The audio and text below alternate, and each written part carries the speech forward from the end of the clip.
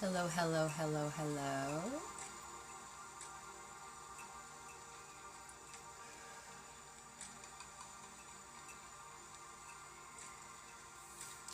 Welcome to Reiki Sunday, Reiki Healing.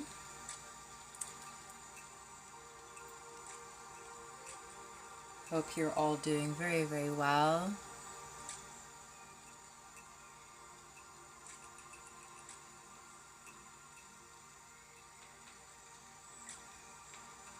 Kind of feel like having flutes, to be honest. I like the feeling a different vibe for this. I wish it was just... we'll keep this for now. Salut, salut! Ça va, Joanie? Welcome to the live. This is really not the vibe I'm going for.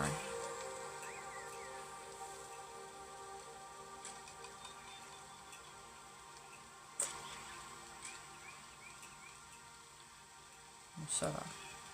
Ça va. Oui. Je vais pas live très très souvent, donc...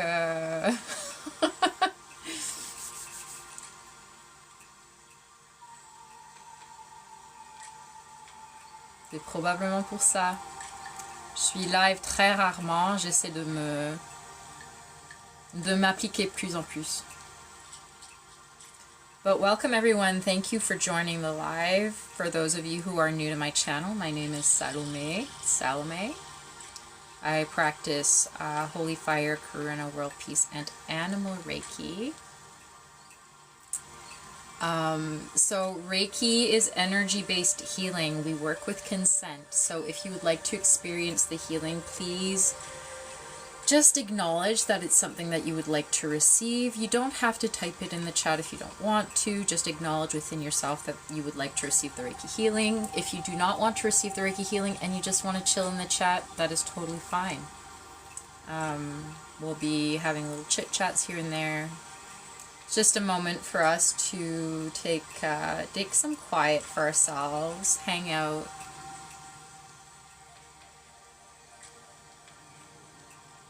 engage in some self-care.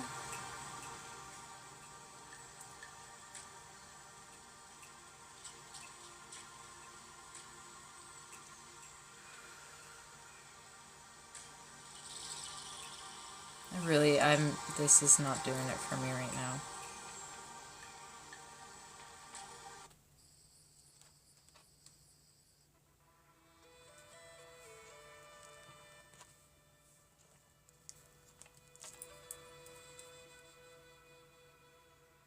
Oui, bon. C'est là. C'est là à recevoir.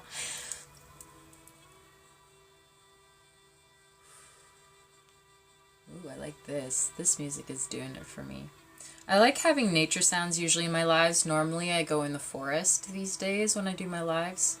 It's a little bit chilly today in Vancouver. And it's kind of nice to be cozy in my space. We have a little bit of Monstera here to keep us company. Hi, Maya. But this is Reiki-based healing, so for those of you who are not familiar with what Reiki is an energy healing modality. We are channeling spiritual consciousness energy, unconditional love energy, spiritual energy. I am just a channel, and it's just here to help balance our energy, clear out our chakras, release any stagnant energy we might have in our field for our bodies to naturally process and heal itself. Our bodies are incredibly powerful in healing. Just an incredible organism. Our own energy is incredible in its own healing. And sometimes we need a little bit of pick-me-up, and that's what the Reiki is for. The Reiki is is for helping us clear out some things that we've struggled to clear out so that we can continue to heal naturally.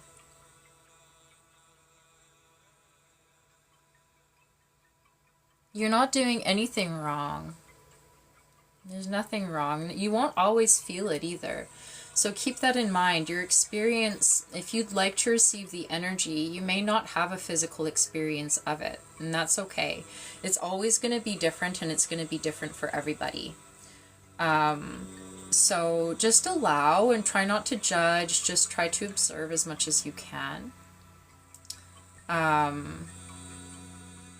There isn't a one-size-fits-all element to it. Sayarata moroto iranmorti iamoaka ayaranata irata surutu shnamatiata auresete. Toto iranamakarati anaura shnamatiet. Ooh. I'm feeling a lot of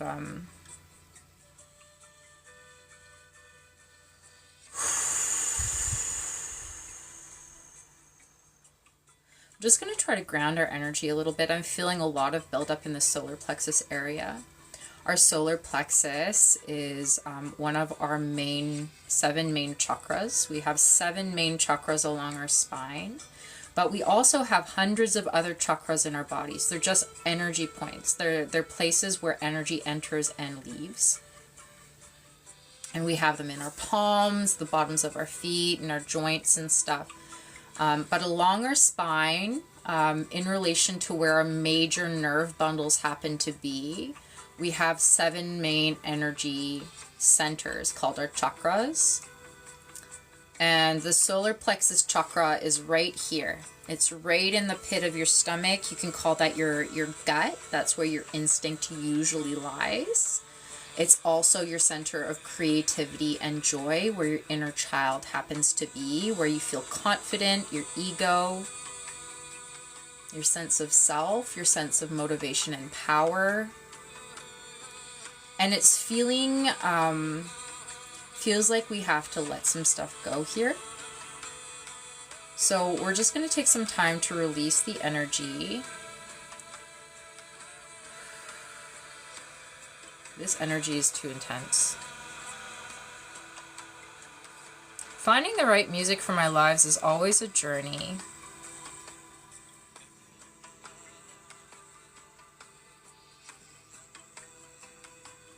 Although I kind of don't mind this either.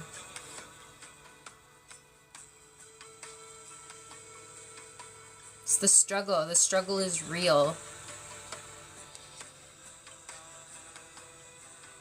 But this is just a little bit too intense for what I'm looking for.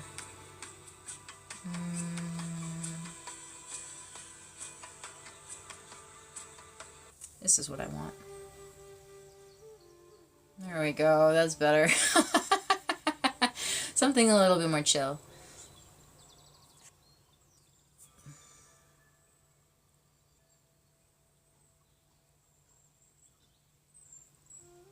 I like flutes. I don't know what it is about native flutes and Tibetan flutes and Zen flutes. There's something about the flutes and the sound of nature that I find so incredibly calming. I don't know if it's because there's a lot of I live on the unceded territories of the Squamish, Musqueam, Tsleil-Waututh, and Coast Salish in British Columbia. So these are Native American or indigenous groups that live on the land that I reside on. And I don't know if because of my tie to the land, because of the energy of the First Nations people, there's something just very grounding and calming, I feel, of this type of music and the combination with nature. And so that's what I generally like to play when I am channeling Reiki.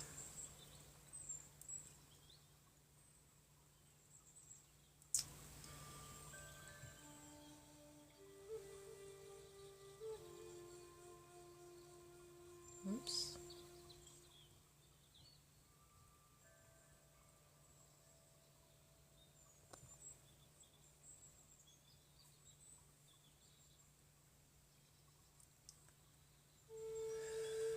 But how is everyone doing here today? Comment ça va tout le monde?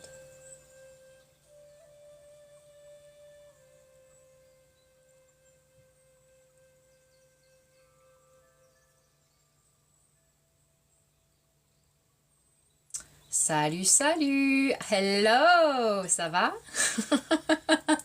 Tania, ça va? Bienvenue. Oui, ça va. Ça roule. Tranquille, tranquille. On fait du Reiki, donc si tu veux recevoir du Reiki, il faut simplement... Ah, c'est gentil. Pas nécessaire, mais c'est très très gentil. Merci Tania. Mais si tu veux recevoir de l'énergie, il faut simplement l'accepter internalement. Pas nécessaire de le poster, mais il nous faut your consent. J'ai oublié comment dire en anglais. Oui, effectivement. On envoie un petit peu de Reiki à bébé aussi.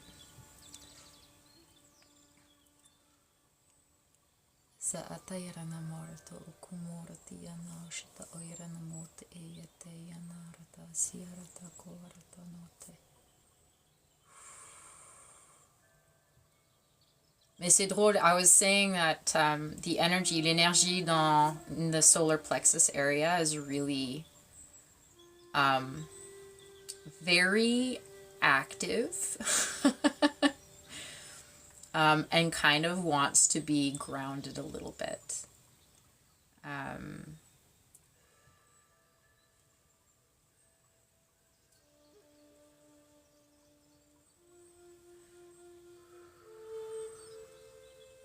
Feels like there's a lot of built up energy.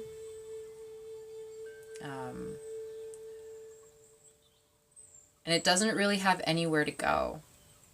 So I often mention this in my lives for people, for those of you who do struggle with feelings of restlessness or anxiety or like cluttered mind, where you feel like really kind of tight in your shoulders, tight in your chest, tight in your gut, kind of like overwhelmed in your mind. A lot of times what that is not being grounded, not being anchored into the earth, because we are a channel. We are an energy channel. We have a chakra on the top of our head, our crown chakra, where energy comes in, and all of our chakras along our spine and throughout our body, and then finally our root chakra that kind of connects to the earth. And if there's not necessarily a blockage, but if there's energy that's getting kind of like backed up somewhere in one of our energetic centers and we're not able to ground our energy, we don't have an outlet for that energy to travel freely. Kind of like electricity, when you have a ground line for electricity, it's a way of neutralizing the energy so that it doesn't get like all over the place. It like allows it to be grounded into the earth. And so grounding your energy allows that channel to be fully open from head to toe so that your energy has a way out. It has a way of kind of navigating so that you don't have like a traffic jam of energy in your higher chakras. I find the moment I start like focusing on grounding my energy, going out in the forest, touching grass, touching a tree, being outside, or even just imagining roots coming out of your feet and into the earth, like kind of a riverway, immediately it starts relaxing the energy that's kind of up top and allowing it to flow out so that you feel a little bit looser and you feel a little bit less jumbled.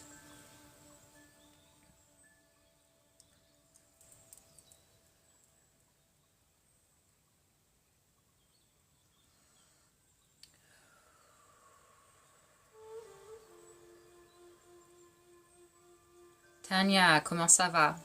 How are you doing? Hey, Oas. Oh, I'm glad.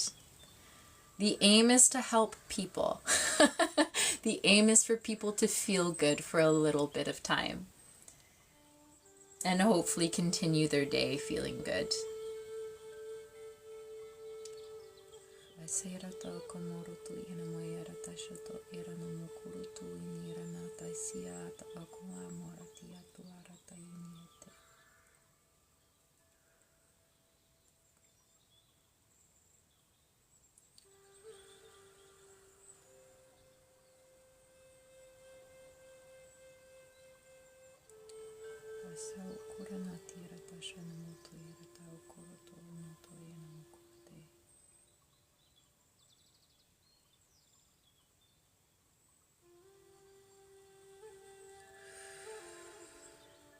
Well, I'm glad.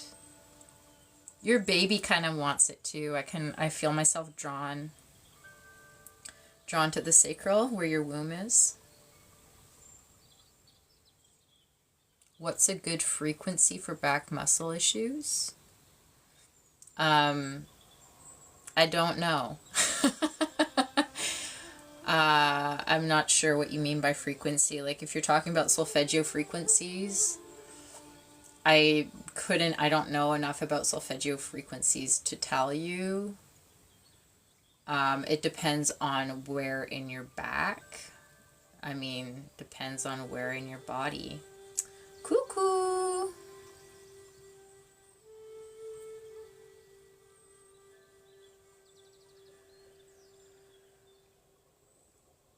Ça va?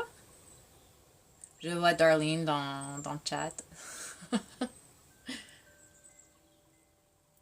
But yeah, in terms of music, I mean, it really depends. It depends on what your back and muscle issues are related to. If it's related to a burden or not.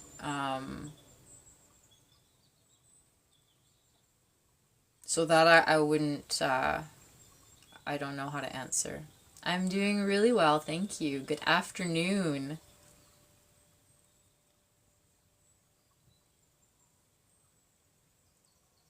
No, I mean, I channel Reiki. And Reiki is very individualized. So Reiki is very, very intelligent energy. It's literally source consciousness energy, spiritual consciousness energy, universal light energy that I'm channeling. I'm not sending my own energy unless I'm channeling my light language, which will come out from time to time. For those of you who start wondering if I start like speaking a weird language and you're like, that's kind of weird, like what's this girl doing? It's just a healing frequency that comes out through my voice. I don't know the words that I'm saying. I just understand what it's trying to heal when I'm doing it. It usually comes out to release certain patterns that we have, kind of unresolved things. If we need extra comfort, if we need nurturing, it will come out that way as well. Sometimes I have different elemental beings that come through my voice. It's really bizarre and it's really weird and I'm still getting used to it. But in terms of sound frequencies, it really depends. So with regards to the Reiki specifically, you can set an intention and ask the Reiki to address a specific issue for you if you'd like, but generally it will give you exactly what it is that you need in that moment.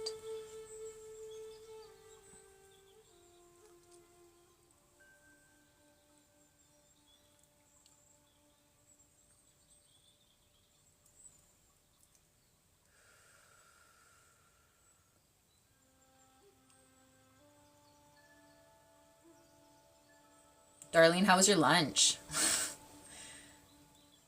Qu'as-tu mangé pour ton déj?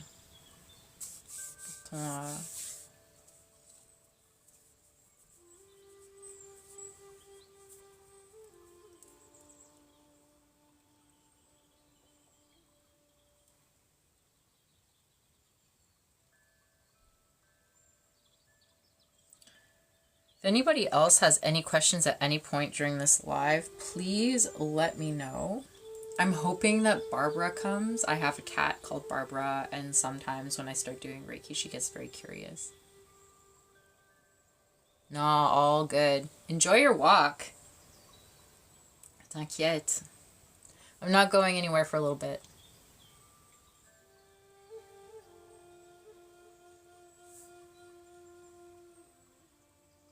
Okay, I can absolutely answer that question.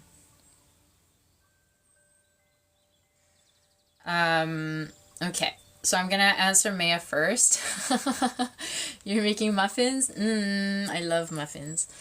Okay, what is each chakra related to? So at least the 7 main chakras that we have. I'll start from the root chakra and I'll make my way up. Okay, and each chakra vibrates at a certain frequency that connects to the solfeggio frequencies that you can find sometimes on YouTube, etc. It also glows a certain color, just like the rainbow. So our root chakra glows red. Our root chakra is a red chakra. It is the chakra that is at the base of your spine where your perineum is, right at the very, very bottom. It is your chakra for rootedness, for groundedness. It generally is associated with the earthly realm. It is your connection to the earth. It is your, in relation to safety, security, your material world. So oftentimes when somebody's like root chakra is unbalanced, it's because they don't feel safe. They don't feel stable. If you think of the roots of a tree, that's where the roots enter the earth, right? It is the roots, it's the anchoring into the earth. And so that sense of stability and that sense of security and feeling safe in your physical experience would be the root chakra. When you move a little bit higher, you get to the sacral chakra. That's where our sexual organs are. Your uterus, your womb, ovaries, for men, testes, etc. This is the place where we create life, right? The womb is the place where we create life. The sacral chakra is in relation to our sensuality. It is our center of creation, our creativity, how we express ourselves through moving our body, through dance, through art, through song and music. The things that we create and are inspired to do in the world that come from this deep internal place, generally around the sacral chakra. A lot of people who deal with shame and do not feel safe expressing themselves sexually usually have an unbalanced sacral chakra, depending on your experiences growing up in childhood. And so releasing that, we store a lot of trauma in our hips, for example, right? There's a lot of trauma that we store in our hips, in our sacral area.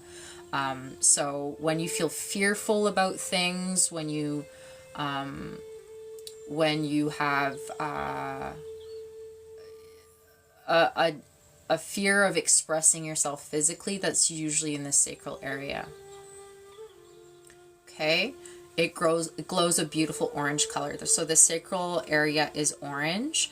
When you start allowing yourself to embrace moving your body, literally just moving your hips can help release some of the stagnant energy there. Allowing yourself to feel free in being yourself, expressing yourself authentically. It's feeling safe in the freedom of expression. You move a little bit higher, you have the solar plexus chakra. The solar plexus chakra glows a beautiful yellow color. It is the sun. It is the ego, where your confidence is, where your inner child is. This is where you feel inspired to go and show yourself. It is where you are inspired to shine. Self-love affirmations and like I am affirmations generally really help with the solar plexus chakra. If you don't feel confidence in yourself, if you have low self-esteem, this is the light that you shine, right? This is your sun shining, your ego shining, feeling comfortable in shining. It is your center of play, your center of joy, really connecting to the inner child. That is the solar plexus. So allowing to free up the solar plexus and feeling healing the solar plexus really enables you to express your joy authentically. And allow yourself to go after the things that you're motivated to go after, right? Having that motivation and the ambition to move forward. You move a little bit higher, you have the heart chakra. The heart chakra glows green. Hello, Annie. The heart chakra is your center of self-love and compassion. It is how you love others. Processing emotion in your heart chakra. So if you've experienced grief, if you experience troubles with self-love, that's where the heart chakra would need some healing and opening up and glowing and glowing brighter. So self-love affirmations are very helpful for the heart chakra. Having compassion for others, having empathy for others. The more empathy that you start having, the brighter your heart chakra will glow. It is very much like your heart-centered energy, and you can feel it. It's a very beautiful chakra. You move higher, you have the throat chakra. Throat chakra glows a sky blue. It is your center of communication. It is very deeply related with your sacral. So your throat and your sacral work together because they're both centers of expression. From the heart upwards, we're getting into our higher, more spiritual chakras. From the heart downwards, we're in our more earthly, physical chakras, okay? So our throat chakra is our expression of self in the way that we channel our boundaries, in the way that we channel our inspiration, the way that you speak, the things that you express through your voice, create, because you're bringing ideas and you're putting them out in the world through your voice. You're teaching people, you're encouraging people through your voice. This is one of the ways that we express our divine connection, is through our throat chakra. And then there's that combination of the throat and the sacral chakra in the aim of creating something. They work together. So often healing, when I'm doing Reiki healing and there's an imbalance, I usually have to balance both the sacral and the throat chakra together.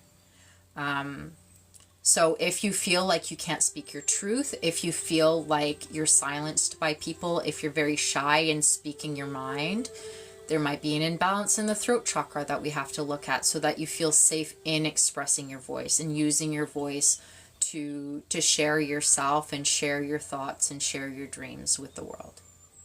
Okay. Then we get to the third eye chakra. This is your intuition. It's your center of third sight. We have our physical sight with our eyes. The third eye is our spiritual sight. It is where our intuition lies. This is the closest chakra to the crown. It glows a beautiful indigo color, which is like a type of a purple. And this is where we'll have our clairvoyance. This is where we see things that are not in the physical. So it's your intuition. Again, it is the knowing without seeing aspect of ourselves. And so if your third eye chakra is not very open, you may have a hard time with your intuition, with finding the nuance in things that are not necessarily expressed physically. It is part of your gut, your instinct, like following your intuition when you feel like something is off or not, like really trusting your intuition and following that. The more our third eye is open, the more information that we have, and the easier it is for us to follow that intuition. Thank you everyone for the gifts, by the way. I'm not like fully paying attention to the screen right now. I'm going to scroll back through the comments in a second. And then finally we have our crown chakra. At the top of our head, it glows a beautiful violet. Some people see it glow white, some people see it glow pink. The crown chakra is your connection to spirit. It is your connection to your higher self, the divine source, whatever you want to call it. The energy up in the cosmos, that is your direct connection to that. That is your center of spiritual wisdom. it is at the very top of our head. The rest of our chakras, except for the root chakra, are along the front and back of our body. The crown chakra opens up upwards and the root chakra opens up downwards. Crown chakra, if it is imbalanced, you might be kind of disconnected to your higher self, to your spirit team, to spiritual information. Once you're able to balance it back out again, you might feel more connected spiritually. You might see the synchronicities more, or feel more aligned. It's all about alignment. So that's where a lot of our divine knowledge comes through. A lot of our, like, where you just know things out of nowhere. A lot of information, like the downloads that you would be getting from spirit, that's from your crown chakra. When you have the knowing, and it helps with all the other chakras, everything is related. So hopefully that helps a little bit, Maya, in understanding how the chakras work. Est-ce que tout le monde a la capacité de faire du Reiki? So Tanya's asking, does everyone have the ability to practice Reiki? The answer is yes. Reiki normally, there are some people who are able to channel it naturally. Everyone has the ability to learn Reiki, though. Some people might be... there's different types of Reiki, so some people are more drawn to one type of Reiki versus another, and some people may be more naturally adept in it or flow more naturally with it than others. But yes, everyone has the ability to learn Reiki. Everyone has the ability to be placed or tuned into the Reiki energy. It requires taking a class and having someone be able to attune you or place you into that energy. And like, because basically with Reiki, I'm going to be actually teaching a class at the end of the summer. The end of August, I'm going to be teaching Reiki level 1 and 2 for Holy Fire Reiki. And throughout the course, there are healings that happen to prepare your body to be able to channel the frequency, because it's a higher vibrational frequency, Reiki energy, and your body needs to be physically capable of channeling that energy. So there's a lot of healing and clearing that happens throughout the course. And then you basically get placed in the Reiki energy. So you receive the symbols energetically to be able to channel Reiki energy for other people. So absolutely, anybody is able to learn Reiki. It is not an exclusive or gate-kept thing. Oui. Oui. So I practice, so the traditional Reiki is Usui. Hi, Carolyn. It's online. I teach it through Zoom. So it's an online course that I do. It's going to go over 4 days. And normally when we teach it, or when I taught it, it would be 2 full 8-hour days of instruction and healing and learning. But to make it easier for most people, because I know people like in multiple time zones and it can be very challenging, I'm breaking it down into 4 half days to make it easier to absorb the content, to make it easier for people to attend. You're still getting the healing, and I think it'll probably be a better format that way. So by the end of the course, you'll get your level 1 certification, which is your ability to do Reiki on yourself, and you'll get your level 2 certification, which is your ability to transfer Reiki to other people, physically and, elsewhere. Reiki is not bound by time and place. Reiki is on the plane of, it's a more metaphysical plane, and therefore that's why you can receive Reiki while I'm on live right now on TikTok, for example. You can do and heal people who are not physically present with you, because it is going through, it's healing on a different plane that's outside the physical plane.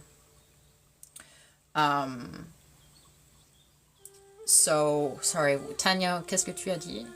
Different types. So, traditional Reiki, like the most common Reiki that people practice is Usui Reiki. That is the traditional Reiki. And from Usui Reiki, there have been different branch offs of Reiki. So I practice Holy Fire Reiki. I also practice Karuna Reiki, Karuna World Peace Reiki. and I practice animal Reiki. They all have their own symbols, and they all have like very subtle differences in the type of energy that they share, and what they're able to address. Holy Fire Reiki is Christ consciousness energy. It's unconditional love energy. It isn't religious. Holy Fire Reiki is not religious in any way, but it does channel the energy of unconditional healing love. Karuna Reiki is the Reiki of compassion. So the symbols in Karuna Reiki all have like specific kind of intentions in the way that it heals and how it's used. And then Animal Reiki is a more kind of earthy healing energy. It is really compatible with animals because it's more of this earthly plane. It uses the energy of the tree of life with Gaia energy, and the divine animal kingdom comes in when we're doing Animal Reiki. And so it's a lot of animals actually really like the Animal Reiki because it's more familiar, because it is of the earth.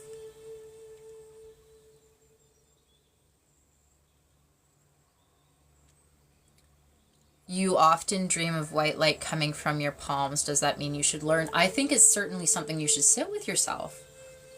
I think you should really sit with yourself and feel. I feel like the answer would be yes. If you're seeing that dream, it might be a calling to practice a type of Reiki, and then it would be up to you to kind of find out what type of Reiki is most aligned with you. Why did I choose this type of Reiki? It kind of found me. I don't know how to explain it exactly. My spiritual awakening started mostly when my dad was diagnosed with cancer. He did end up passing away about 5 or 6 months later. And after he'd passed away, I become more and more curious about life after death, about energy and where energy goes. I'd always been, as a child, I was always really fascinated and curious about astrology, but I was always a very practical child as well. I was a very pragmatic, creative, but pragmatic and practical child. I loved fantasy though, and I loved learning about these different things, and I'd always been open to like Eastern philosophy and Eastern practices and all of that kind of stuff.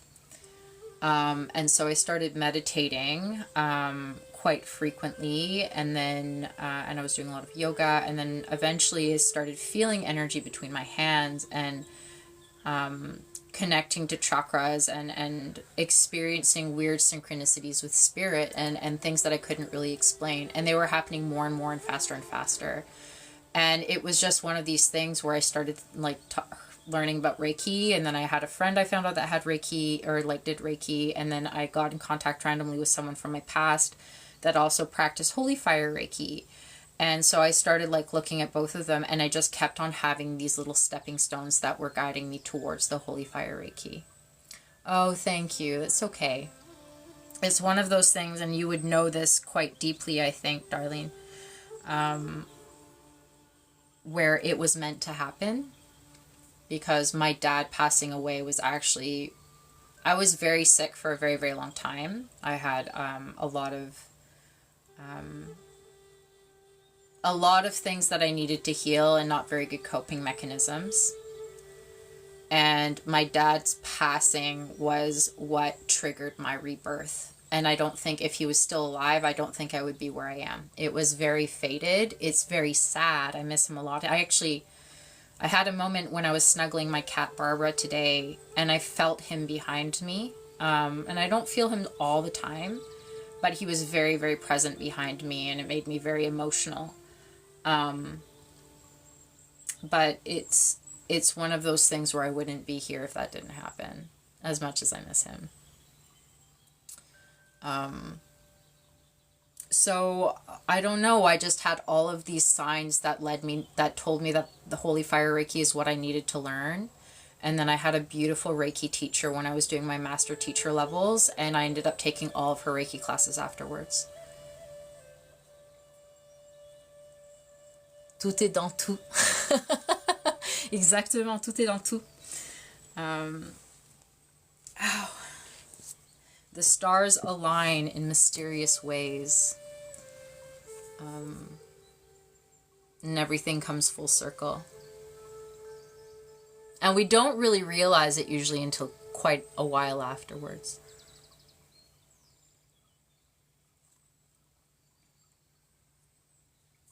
Oh, well, thank you. I also love your energy. I've been thinking about the last few days, and it's crazy how the world and the universe works. And I'm going to say this for those of you who are in here, because you meet the people you're meant to meet, and it can be like the most random, so random. And you can form the most beautiful connections with people that you've never met before out of nowhere. And I've been like thinking about that the last few days, because I don't know how. Most of my TikTok is English, and recently I've had, you know, the hidden thread that came up, and I just immediately knew that I had to be in that live, because I really avoid, for my beautiful little tarot babies in here that I love so much, I've avoided tarot lives so much. Like, I don't go into tarot lives ever. And I don't know what it is, but I do know what it is, because it was, that's how it's supposed to be, because you meet the people that are meant to help you grow, and meant to show you who you're meant to be. I don't believe in coincidence. I don't believe in any of that. I really do believe in alignment, and that's what it feels like. And you just find your tribe. And they can be in Montreal when you're in Vancouver and you don't even know their names. But that's really the way it is. And so really allowing yourself to be open to that, and trusting, just really trusting that you are exactly where you're meant to be, that things are happening exactly as they are meant to, even if it's hard. Because you'll find out later just how important that one moment was in getting you to where you're meant to go. And that's what I'm trying to remind myself and learn more and more. This summer has been crazy. Crazy year. It's been a crazy year. Lots of weird synchronicities. It's been a crazy year, man. With roommates, I was mentioning the roommates in the Hidden Threads live earlier today. We've not been lucky with roommates. It's not been stable. I had a crazy guy from New Zealand living with me, and it was probably the worst roommate experience I've ever had. It was so bad. And I laugh about it because it's like, it's so absurd. Like, it was so absurd just how fast and how terrible it was.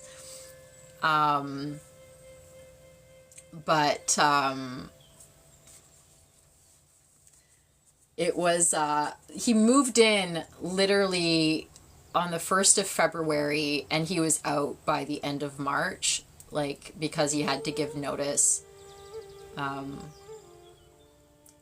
He had to give, or like kind of halfway through April. And it was really learning how to speak my boundaries and put my foot down and not tolerate really bad behavior. And then we ended up having to kick him out. We lost rent again because we couldn't replace them fast enough. And then we had this couple move in on the 1st of June after like someone was living there intermediarily. They were a couple from the UK and Australia, and they were very sweet. And when I was walking home one day with them, because we went out to do something, I was telling them about this New Zealand guy who was a psycho. Like, very much like a sociopath, narcissist. It was like really, he was not here.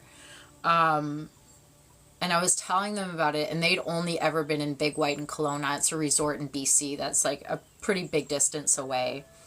And this was the only other place from Big White that they had been, this couple. I was telling them about it, and I mentioned his name. They're like, wait a minute, we know that name. And so they pulled up his Facebook page, and I was like, yeah, that's the guy. How do you know Vic? Like, how do you know this guy? And they're like, he was our roommate at Big White. Like, he was there for a week and got fired on the first day, but he was living with us. I'm like, that's crazy. That's crazy. How does that happen? And then, and then 2 weeks into them living with us, the boy cheated on the girl and they broke up and then they moved out. And so now I need another roommate. And I'm not going to find a roommate for August. So now I need a roommate for September. And it's, yeah. So now when I'm telling you I need stability, j'en ai ras-le-bol. J'en ai ras-le-bol. So that's my little story time for you.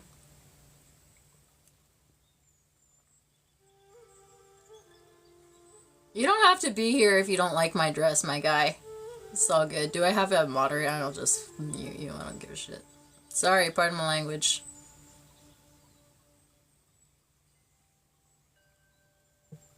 Bye. I don't really care. You can chill if you want. We listen and we don't judge. Chill out.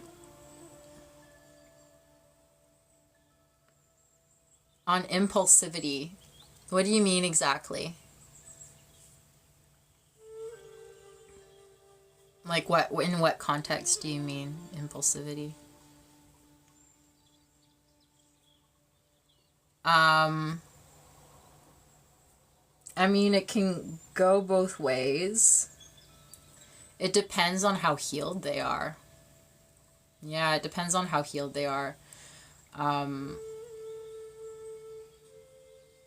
Like, I feel like impulsiveness can... There's a difference between reacting to something and responding to something. So if you're reacting to something, if you're not taking the moment to sit with what you're actually about to say, because it's non-reflective, right? Non-reflective internally, reflective externally, in the sense that you're literally just like, you see something and it triggers something in you. So when somebody's impulsive to say something, it's because they're responding to something that they're uncomfortable with, I feel, internally.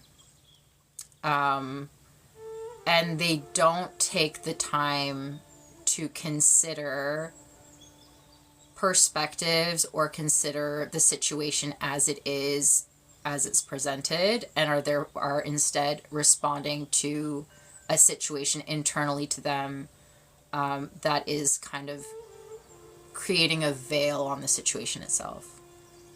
So it's like projection, for example.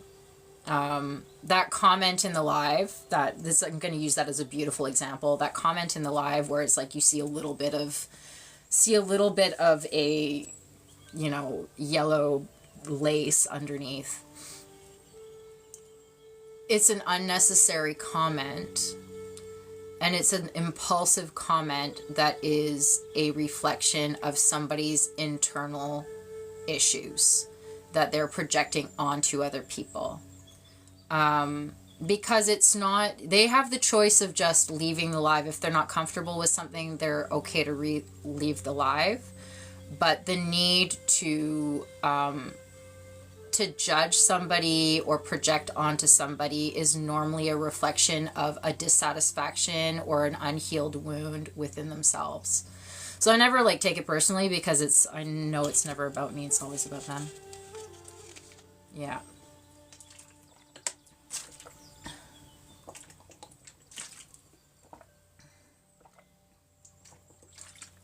So I would say if you're impulsive, you can make a fast decision that's based on your intuition, for example, where you follow a gut feeling, but there is a split moment in that responsiveness where there is a reflection that's made, because it's kind of a deep knowing within yourself rather than a rejection of something, I think. I think that's probably a good way of explaining it. I don't know. Yeah, but that's slim chance. That's been the journey for me this summer, is as much as I can going with the flow. Yeah, thank you. Yeah, sacral response or trigger response. It's a trigger response because it's triggering something that you don't want to see within yourself. Like a mirror, right? A lot of healers will experience this from people, right? Because a lot of healers are mirrors to the things that need to be healed, the wounds that need to be healed, and a lot of people are not comfortable with that. So it's really interesting. It's really interesting the different kind of responses you get from people. I've had people, you know, tell me to find Jesus, and it's like, well, J Sauce is my homeboy. Like, he's one of the ascended masters that I work with all the time when I'm doing healing on people. He's beautiful energy. I'm not religious in any way, but he is an entity that is loving and beautiful in his own way, that has lessons to teach. And I just find it hilarious. You know, same thing with Buddha or different deities that come through. They all have a beautiful message and energy to share. They're all real for me. You don't have to agree or accept them if you don't feel, you know, if you don't feel aligned with it, that's totally fine. But for me, that's, you know, and I think it's cool. I was having conversation. I did a live earlier this morning on Facebook, and it's really allowing yourself to sit in the energy of wonder as much as you can. It can take you a very, very long way to have wonder about the world. Not only wondering what may happen in the future and allow yourself to be open to your imagination and the possibilities that may arise, but allowing yourself to just be amazed by the beautiful miracles that happen in the world all around you all the time.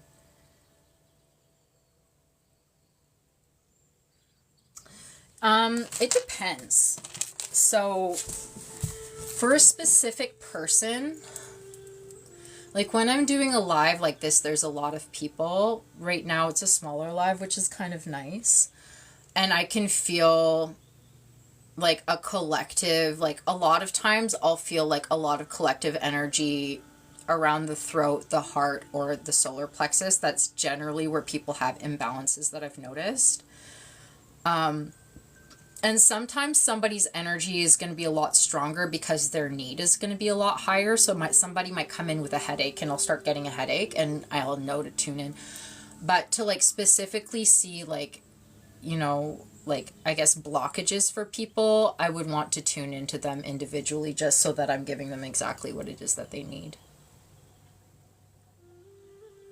But sometimes you just pick it up randomly. Like I'll message a friend or they'll message me, and this happened just the other day, and I was like, oh, your energy feels low, like what's going on, are you okay? And they're like, how did you know my energy was low this morning? I was like, I don't know, I just feel it. Like you just, especially with the people that you are like more intricately connected to, you have that energetic cord and that energetic bond with them, you're going to be able to tap into it probably a lot faster without thinking about it too much, as opposed to somebody that you don't know, where you do want to have consent to like tune into their energy, and be able to see the deeper things within them, if that makes any sense.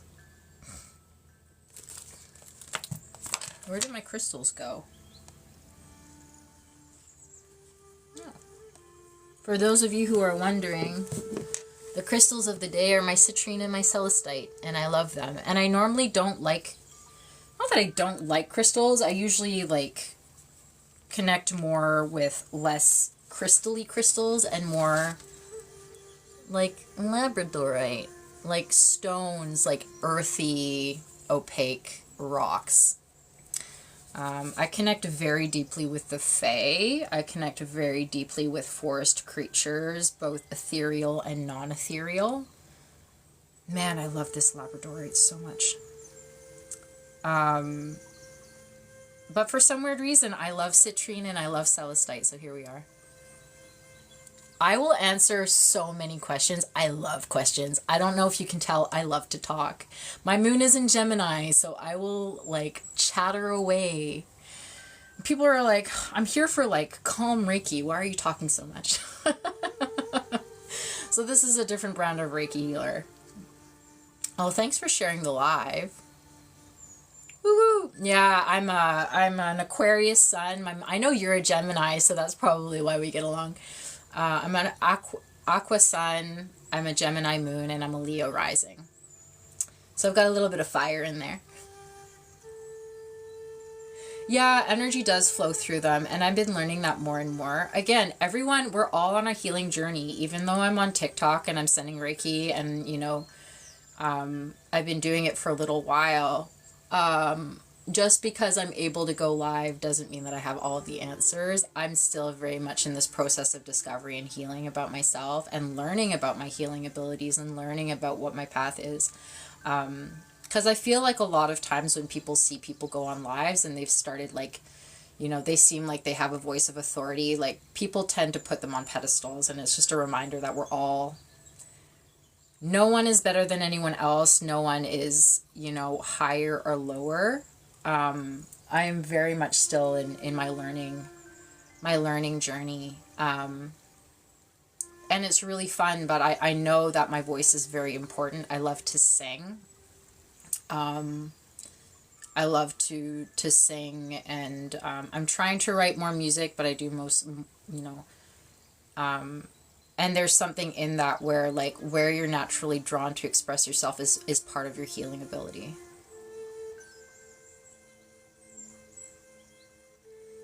Yeah, absolutely. I think it's possible to start having blockages in the womb.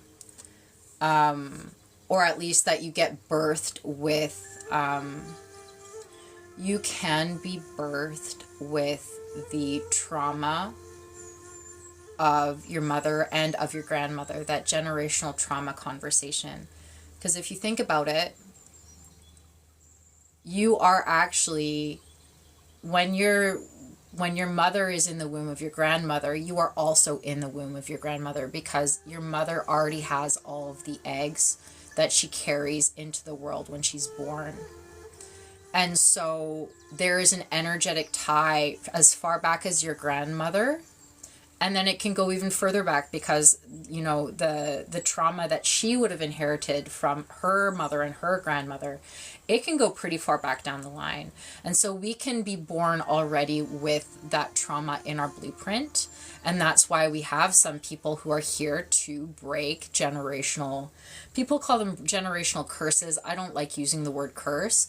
To break the cycle of that generational trauma, to heal that, to be able to recognize that and find that and heal that themselves.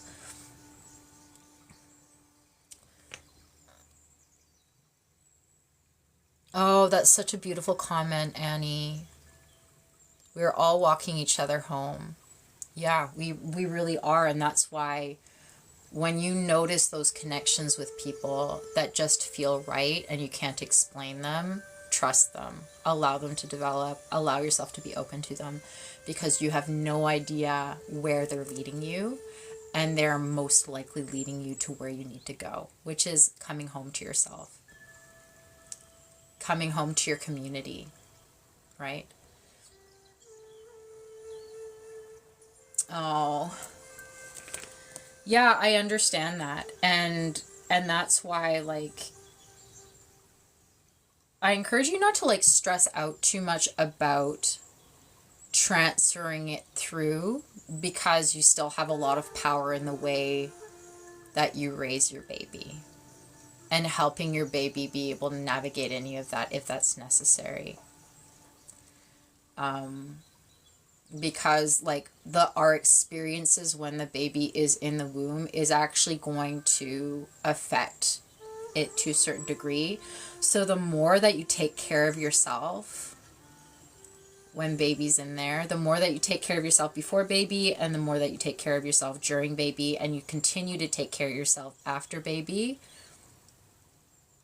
the better off baby is going to be in being free and being independent and being autonomous and who they are, and going in with a clean slate. And I think that's what's really powerful about our generation, right? Is there's so many people who are so aware and intent on healing themselves and healing those bonds from their lineage. If you think about past lives as well, right? You may or may not believe in past lives, but for those of you who do believe in past lives, I'm somebody who believes in past lives.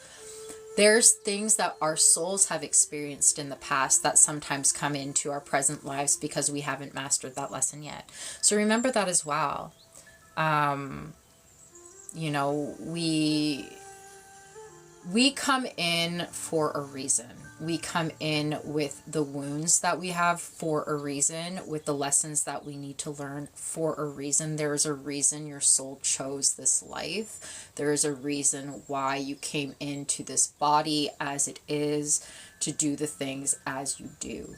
It is for you to learn and for you to be able to heal those things. You have the power in doing that. We all have our own missions for ourselves and for other people. And so the more that we realize that, it almost kind of creates a sense of peace, because you are capable. You are capable, and you are important, and you are valid and valued.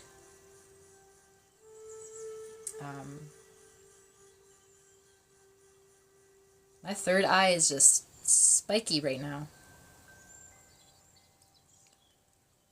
I don't know if unicorns resonate with anyone in here right now, but I've got a unicorn energy. Like, always feels so weird when I say it out loud, especially when I have newer people in my lives. Like, I know it sounds really weird, but I definitely have a unicorn. He's like right here. I'm very strong in my energy right now. And unicorns for me represent purity, and they represent healing and healing of the child, serenity.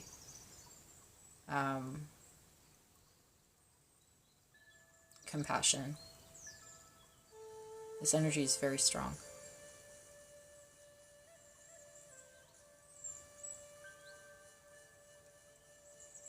Yeah, it could be.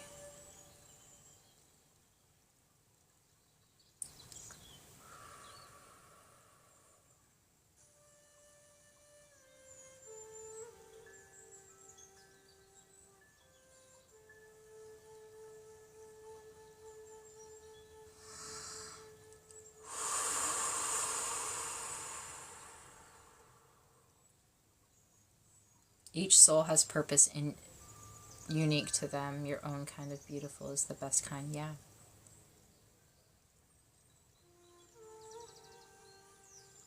Oof, my back is... Also, hydration. Hydration is important.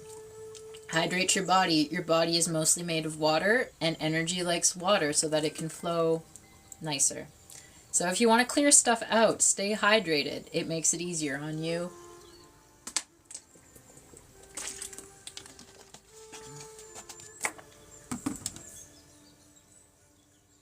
Oh, maybe that's a sign for you, Darlene. Oh, thank you for the gift, Em. I love that message. It was saying everything is magic for the person that knows how to see with the eyes of the heart. That's such a beautiful message. And it's funny that you say that, because when I was tuning into this unicorn's energy, the message was very much what I was talking about earlier, which is wonder. The ability... Oh, these puzzle things are so annoying. Is allowing yourself to be open to magic. And that comes back to the purity of the child. Like, if you think about children when they're really small, how everything is new and everything is possible for them, and they're so curious. And they see things that we don't see, right? And we're so quick to tell them that it's not real, and it is very real. Like, they are so unfiltered. They haven't been programmed socially to discount their intuition, to discount what it is that they experience physically and otherwise. And so the unicorn is really there to bring you back to that childhood purity and innocence that hasn't been affected by society and by the rules that we've learned to adopt and the judgments that we've learned to adopt. Coming to that pure thread of ourselves.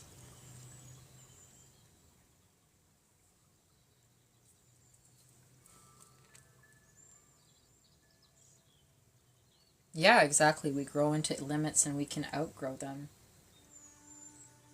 And that's where the generational trauma healing comes in, right? Is unlearning.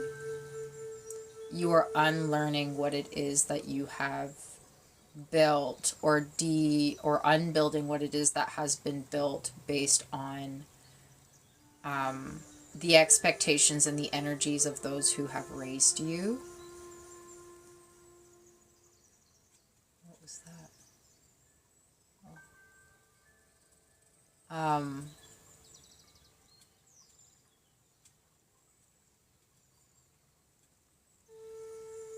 Kind of going back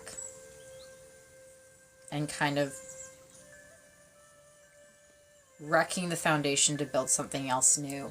It's like it makes me think of, if you practice tarot, it is having the Tower and the Four of Wands side by side. It is really the way that I see it. Is you have the Tower, which is crumbling everything that you know, and crumbling the foundation, and crumbling the structure that was built. It's like this fortress, right? And if you think of this tall fortress, like when you look at the tower, it's almost like you would be stuck at the top of the tower and there isn't really a way out. You need to crumble the tower. And then the Four of Wands makes me think of foundations again, where it's like you're creating that harmony and that celebration, but you see this castle in the background. You get to rebuild that castle. You get to rebuild what it is that you actually, coming back to your joy. Like there's a lot of, in my Four of Wands card, there's a lot of yellow, which I associate with the child and the solar plexus, with Leo energy. That is what it is destruction for rebuilding. And then I start thinking about Lego blocks. I'm like, yeah, let's play with some Lego, and you get to create the world that you want, the way that you want it to be. You need to, break down your Lego construction so that you have all of your Lego blocks to build something new. Thanks for the likes, by the way, Darlene. Thank you everyone in here liking and sharing, and the gifts. I'm sorry if I've not commented on the gifts that I've been sent. They sometimes escape me, and then I'll watch my live replay. I'm like, oh my god, I didn't even know that happened. And like see like a random hat on myself, and it's kind of funny. I'm just talking away, and then out of nowhere I have like a Viking helmet on my head.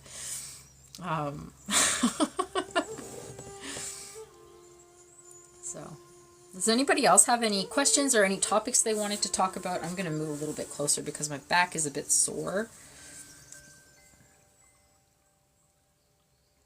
If you'd like to meet my Monstera, this is Jojo.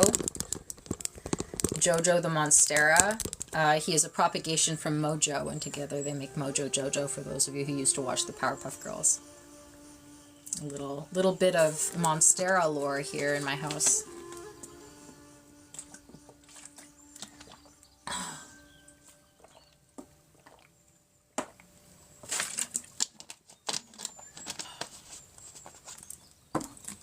You're thinking. Think away.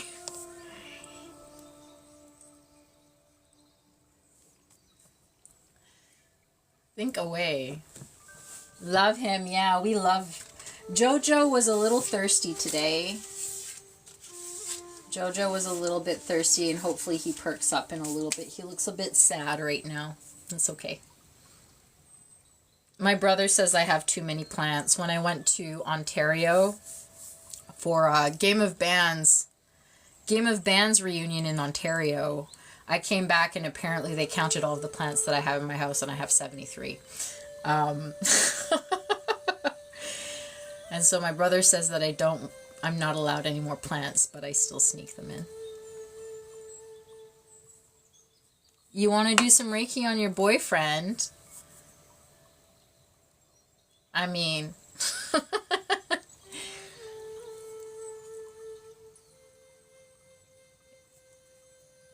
what kind of Reiki you planning on doing on your boyfriend, Darlene? It's weird knowing that that's probably not your actual name. That's It's okay. We're just gonna call you that for now. Yeah. I love it how there's this AI. Oh, Darlene is actually your real name. Oh, okay. Now I feel better. That's hilarious. Okay, cool. We're finally formally meeting. Yeah.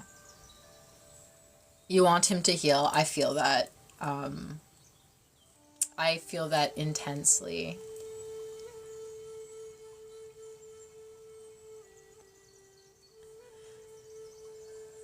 But yeah, if you're able to channel Reiki, like so long as I'll the only thing I will say is like so long as you get his consent. Like consent is very important when it comes to energy work,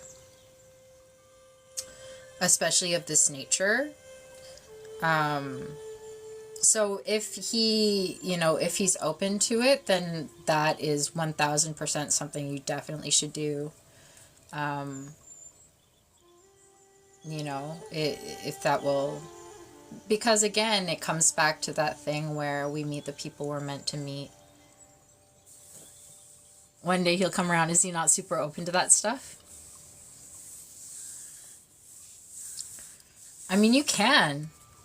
I'm not discouraging it at all. Because oftentimes we are, we do heal. And sometimes you remember that you can heal somebody without even really doing anything. Just your energy itself is healing for that person. So remember that. Tanya, are you still here? Have you been here this entire time? Ah. Yeah. I think if he's open to it, I would say absolutely. Oh, baby. If baby wants Reiki, I'm happy to send baby some Reiki. Like baby full fledgling, like not inside your tummy baby, or or babies kicking around in there. I imagine like actual baby. Oh, I can feel it like immediately when I tuned into baby. I can like my hands are just like pulsating right now. Hi, Carolyn. Yeah, my hands are just like, okay. Let's send the energy.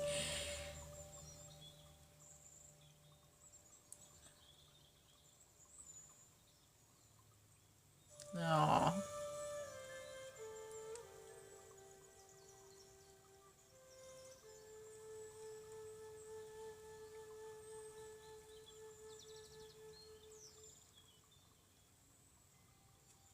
Mamas meet the other mamas in my life. This is energy daycare. Hopefully all of the babies calm down.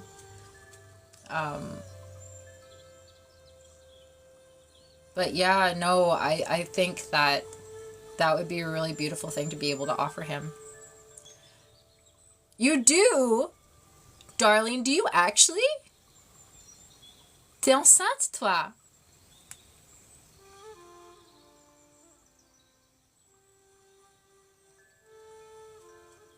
Shut up! Félicitations!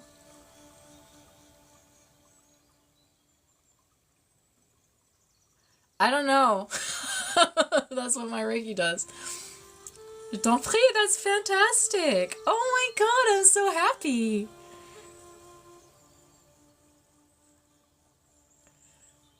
I love this community. This is so cool. Oui, je le ressens. Je le ressentais. Il fallait... C'est drôle. Il s'est calmé énormément. Et c'est drôle parce que immédiatement, lorsque j'ai ressenti son énergie, Il y a en fait une énergie maternelle qui vient, une énergie... Alors je pratique un Reiki qui... c'est l'énergie de la Terre, de Mother Earth. Et, euh, et je l'ai vu tout de suite. Il y avait une énergie maternelle qui est venue soulager ton enfant. Ouais, non, c'est hyper cool, hein. Quand ça arrive, c'est hyper cool. Euh, et je ne peux vraiment pas l'expliquer, c'est n'importe quoi.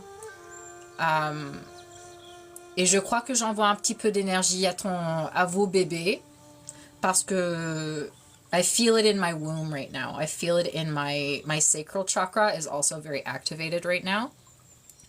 For those of you who don't speak French, I was just we have some babies in the chat right now. We have some unborn and born babies that are looking for some energy and just calming some babies down. And I was just saying that there's a motherly energy that came in right away to calm down a beautiful little baby boy. And we're also sending some energy to the babies that are in the womb because it feels like they need it as well. Well, super. That's very validating for me when I have my imposter syndrome, Tanya, because, like, holy moly. Well, thank you. Je suis ravie. That's super cool. And this stuff never gets old. Like, because let me tell you, the imposter syndrome can be hella strong. And it's like, I've been doing this since 2020, and I'm still like, sometimes I'm like, I have no idea what I'm talking about. And it's like, maybe all of this is not real. And then I have people coming in like this, and you realize, like, how much it actually does. It is felt and received, and how much it actually can do. And every time you, like, realize, like, how fast the impact can be, like, it's super exciting. It never gets old. I'm like, that's the coolest thing in the world.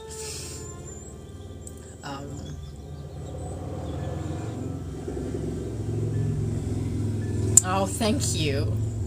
You guys are my little ego is gonna grow too much. Be careful. I've got a Leo rising. Don't feed it too much. My head's gonna pop. I'm joking. There is no such thing. I have to say, I think this is the first time I've done a Reiki live, and I've actually, like, brought a bottle of water with me, and holy moly, I don't know what's going on today. But the energy's flowing, and I'm thirsty as balls.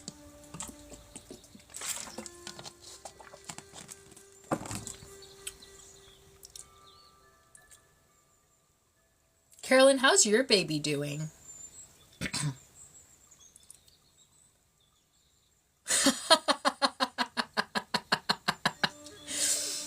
Darlene, when are you due? Do you want to share? You don't have to. Like, how far along are you? I love it. I love babies.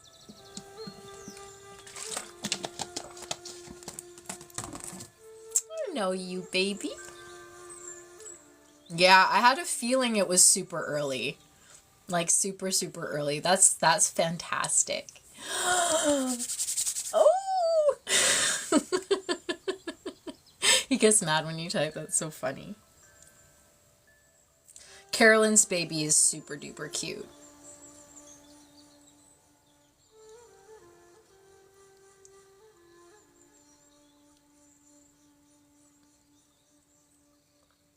Oh my god, so many babies. All of the babies I know don't live in Vancouver, and it makes me sad because I want to be an auntie to all of them, and I just want to snuggle them. Just snuggle babies.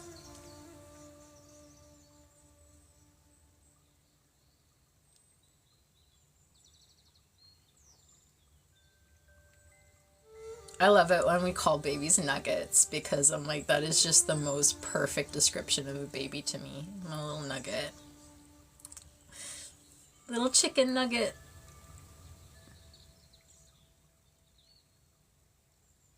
That's really special, Darlene.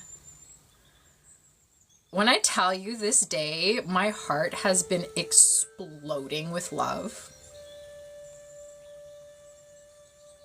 Oh my God. Just can't get over it. I'm just so full of... I want to jump around.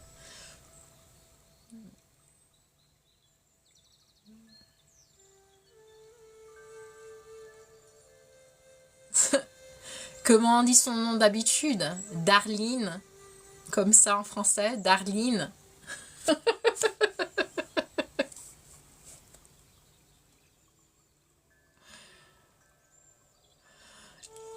I say,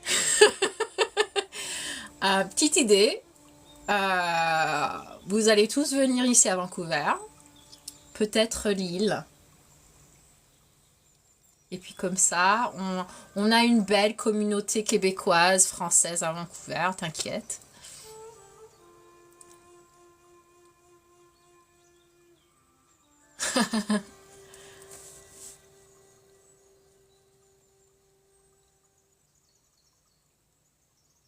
I haven't listened to much Bjork, to be honest. Darlene, you're going to Banff soon, right? Oh my God. So you think you, like, I get it, Darlene, I get it, because, so I went to a francophone, I went to André Piola, c'est une école francophone. I went to a francophone school called André Piola. But then when I went to high school, I went to an immersion high school. And so it was mostly English. And my name, as we know, has an accent aigu on the E. And the attendance list doesn't have the accent aigu on the E. So people get very creative in the way that they pronounce my name because they've never seen my name before. So I would get Salome, I would get salami a lot. Salam. Like, I'm like, it's not that hard. Salami is a stretch. Like, salami, I'm like, yes, my parents called me, like, named me after a deli meat. That is exactly what happened. Like, Salome is okay because phonetically it makes sense. Salome, Salome makes sense phonetically. I don't know why people think it's like, oh, it's a weird looking name I've never seen before. Let me find the most obscure way of pronouncing it.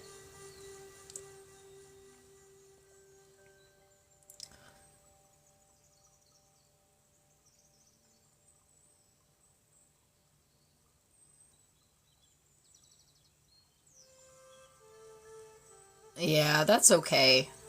I'll come and visit you in Montreal first. Tanya, that's amazing. Salut, salut. Salut, salut, salut.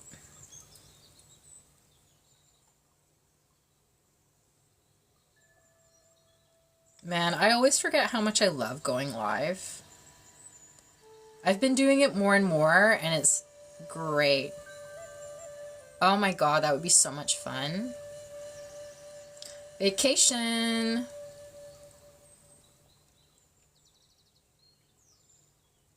Vacation's all I ever wanted. Vacation. Da, da, da. I'm going to be on vacation at the end of August, and I'm so excited. That's when I'm going to be teaching. It's going to be a good time.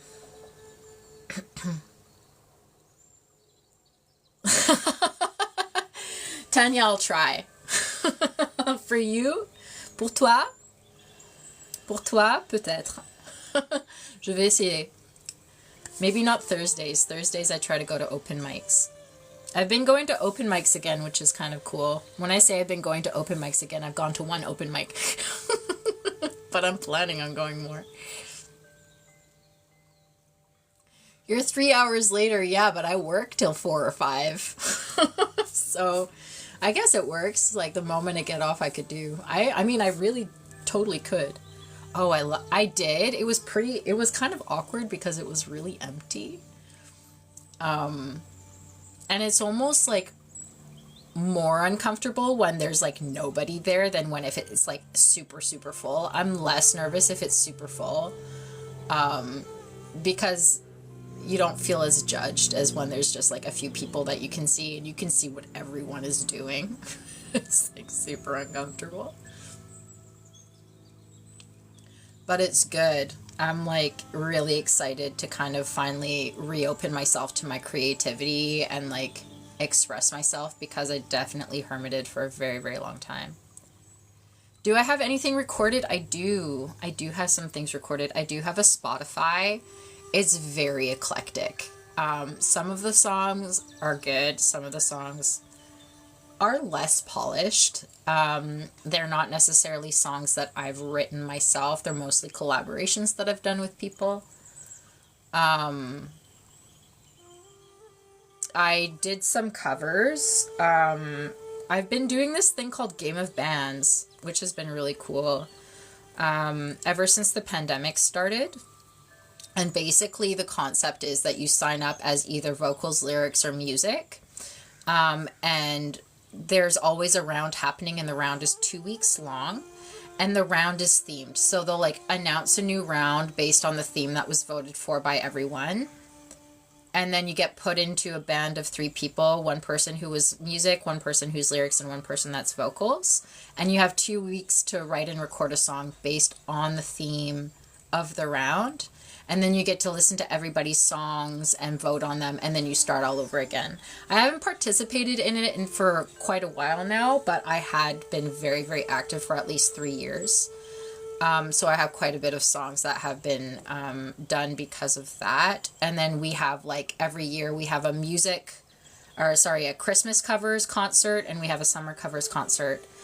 So I've got like a Christmas album on my Spotify, and I also have like some summer covers that I did that I've posted one so far on my Instagram, and then I'm just trying to figure out, we're going to post one I think to Spotify eventually, but it's like complicated with covers.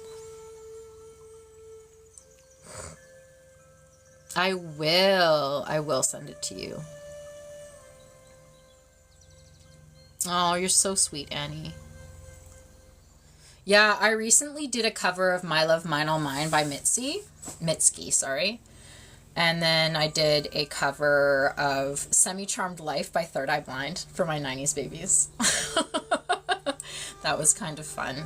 And a few other ones. A Black Country New Road song called Concord. I did a cover of Maine by Hey Nothing with somebody. It was a duet. And I did a cover of Best Part by Daniel Caesar and Her. So some of them may be posted, some of them may not, but I will. Salome Raphael is my Spotify artist page, for those of you curious. I can, Dwight, I can, if I intentionally tune into the Reiki, I know that there is healing in my voice. I know that my voice is the way that it is for a reason, and my purpose in this life is to do healing. It's funny, I went into a massive deep dive, like a astrology chart reading deep dive the other day with ChatGPT, and it is so interesting when you start actually learning about like the more nuanced and deeper, like less superficial parts of your birth chart. Because I found out that my part of fortune is in Scorpio in the 4th house, and that I have a stellium of planets in the house of health and service. And my North Node is in Pisces in the 8th house. And so like all of this is saying that I am meant to be a healer for people in some capacity And given the fact that it's Pisces and Scorpio, very much energetic healing, spiritual healing. It should be on Apple Music as well, yeah.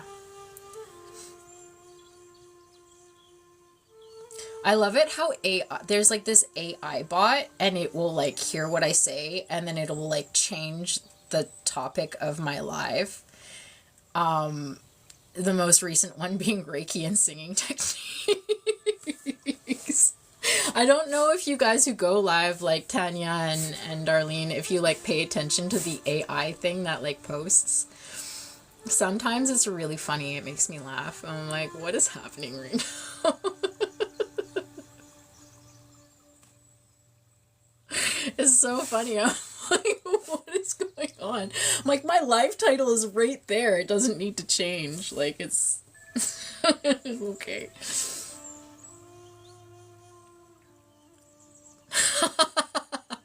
Tarot et grossesse. I was like, I mean, I guess it's not wrong, because Tanya, literally every single time she comes into your live, she's looking for an update on her pregnancy. But we love you, Tanya. Tanya, I love you. It's okay. Tanya is in control. She has the baton. She has the magic wand. The scepter. The scepter, if you may. God, I'm so thirsty. What the heck?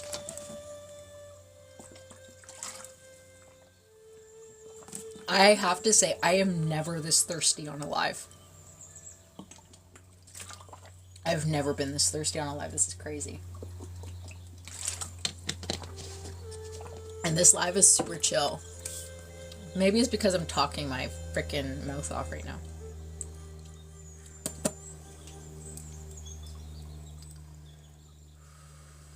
You're not annoying. We love you. We love you. Who, me?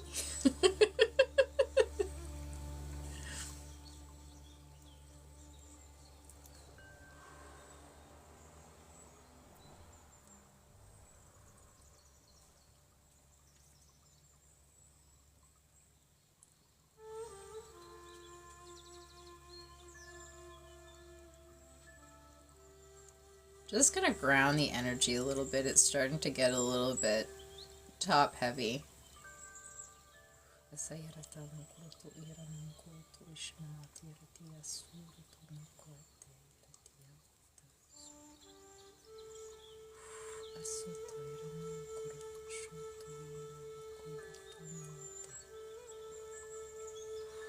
Ooh, oh, that feels so nice. I have to say, grounding energy is like my favorite thing to do because it feels so good.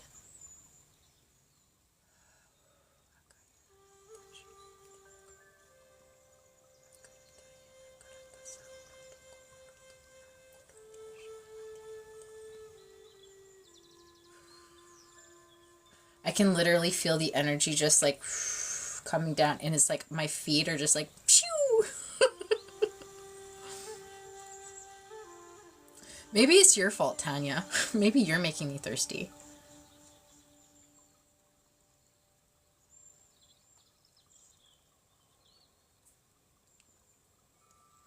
My feet are just like woohoo.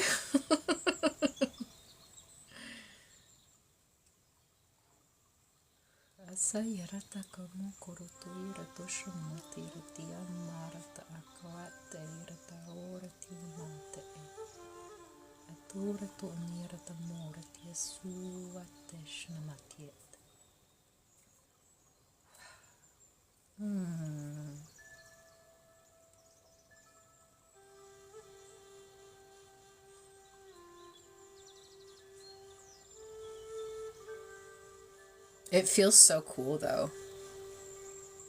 I'm always curious to know how it feels for other people too, because I know what the Reiki feels like when I'm channeling it. And it's really interesting because we all have clairs, right? We have clairs that are the spiritual or ethereal expression of our physical senses. So for each physical sense that you have, you also have a spiritual / ethereal complement. So of course, like clairvoyance is your clear sight. So you can see with your eyes, but you can also see that which is unseen. So when you see images in your mind, if you have premonitions that you see visually, you have clairaudience, which is clear hearing. So your hearing sense, you get messages through sound, through songs, or you might hear messages in somebody else's voice. You know, clairaudience. Through your ears. You have clairtangency, which is like touch, right? And you can feel, you get information in a physical way where you can feel the information, even though it's not physically there, you're feeling it. And for me, Reiki is like that. When I'm doing Reiki on people, I get information from so many different places in different ways. And a big way that I know where to send energy healing is I feel it in my own body. And I can feel the energy in my body. Like I can feel where it's going and I can feel where it's needed. And like I can feel what it's doing. It's very cool.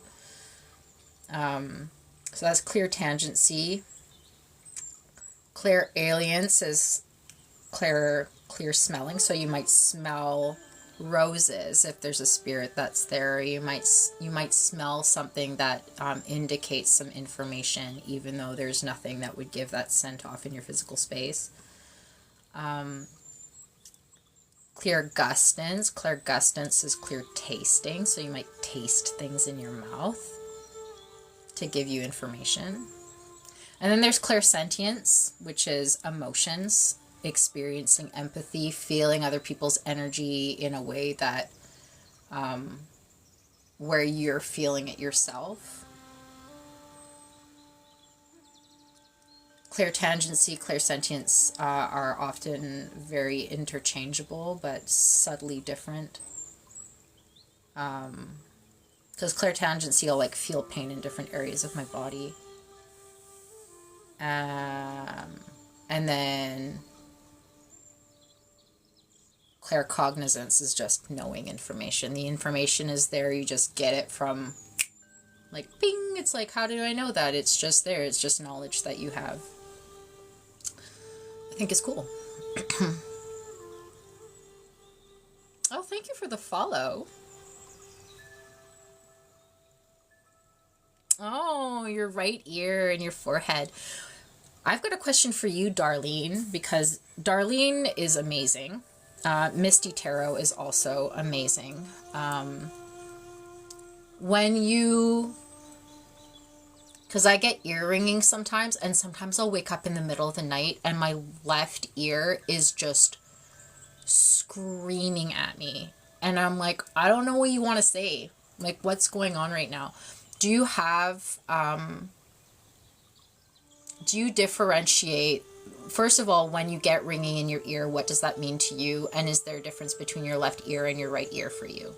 I'm curious to know. Oh, Ollie, hello. Ça va, Oli? Tingly, oui, ça... tingly, ça veut dire... comment décrire?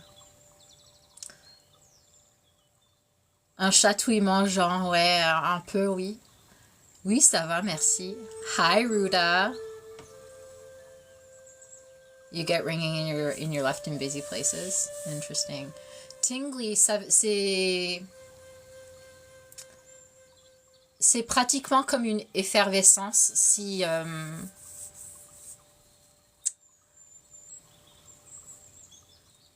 tu sais quand tu t'assois dans une position pour très très longtemps et puis tu bouges d'une façon ou autre et tout d'un coup il y a comme des petites c'est pas vraiment comme des aiguilles, mais c'est comme une énergie qui...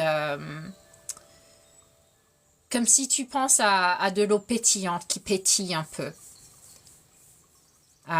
C'est un peu comme ça.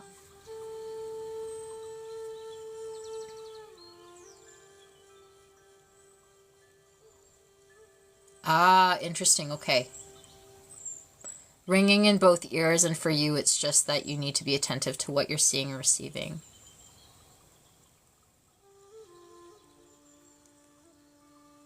Guide un message. You feel like you receive information with your right side. I don't know if it makes sense.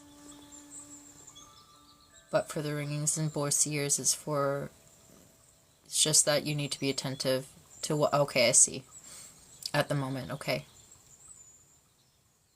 Oh, for Annie, the left ear is release and the right is new incoming.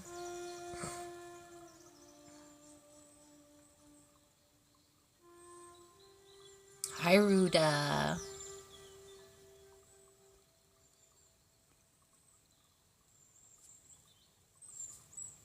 Right is, or left. Oh, hi. How's it going, lady? I haven't seen you for so long.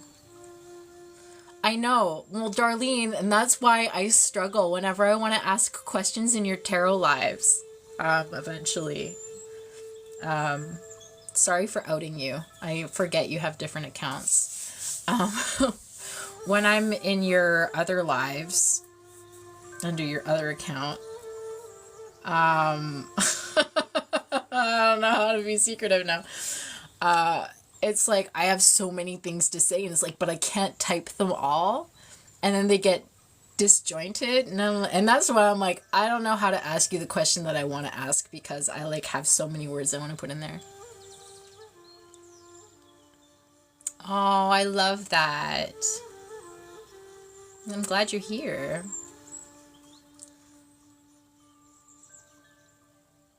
Tu es en pleine découverte de spiritualité en fin de semaine. Bon, génial.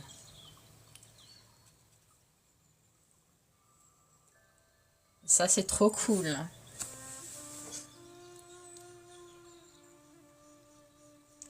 I really feel like August is such an important month for so many people in terms of like opening to themselves spiritually and like doing the work internally to do that.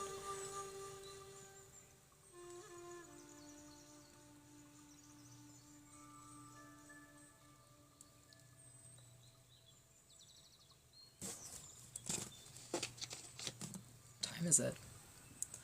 Wow, I've been on here for a while. You guys are loyal, holy moly.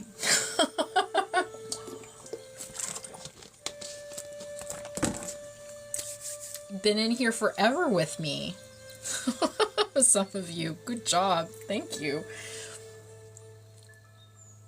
That's the thing with Reiki, is like I could sit here for a long time, usually. Thank you for sharing the live, Ruda. Ruda, how are you?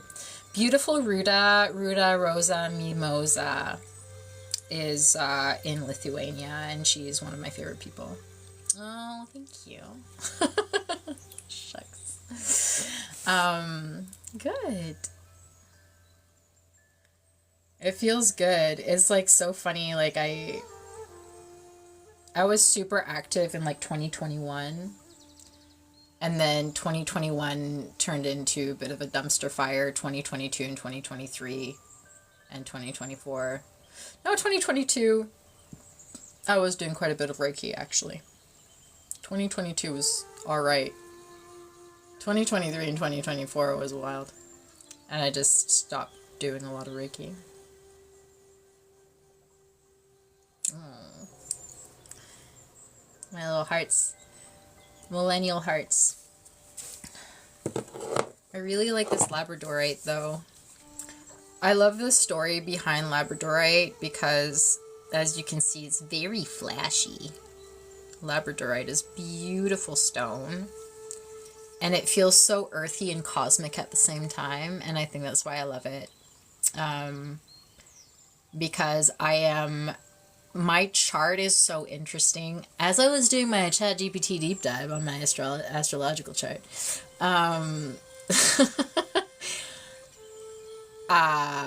it talked about a lot of things, but one of the things that it noted is that I'm equal parts air sign and equal part earth sign, which I'm like, well, that explains why I feel like a little fairy all the time, because I'm very much in the clouds and like feel very cosmic, but I'm also like very much of this earth, and I love nature and being grounded. And so stones like Moonstone and Labradorite make me so happy.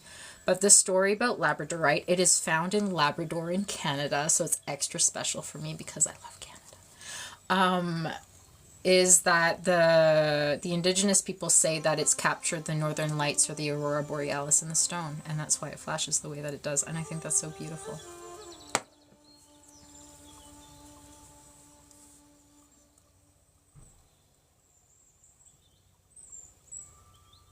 That stone is where you see the fairy? Absolutely you do. Of course you do. That's my fairy stone. That's why I feel like a fairy. I am a fairy in a past life. In this life, I am a little fairy being.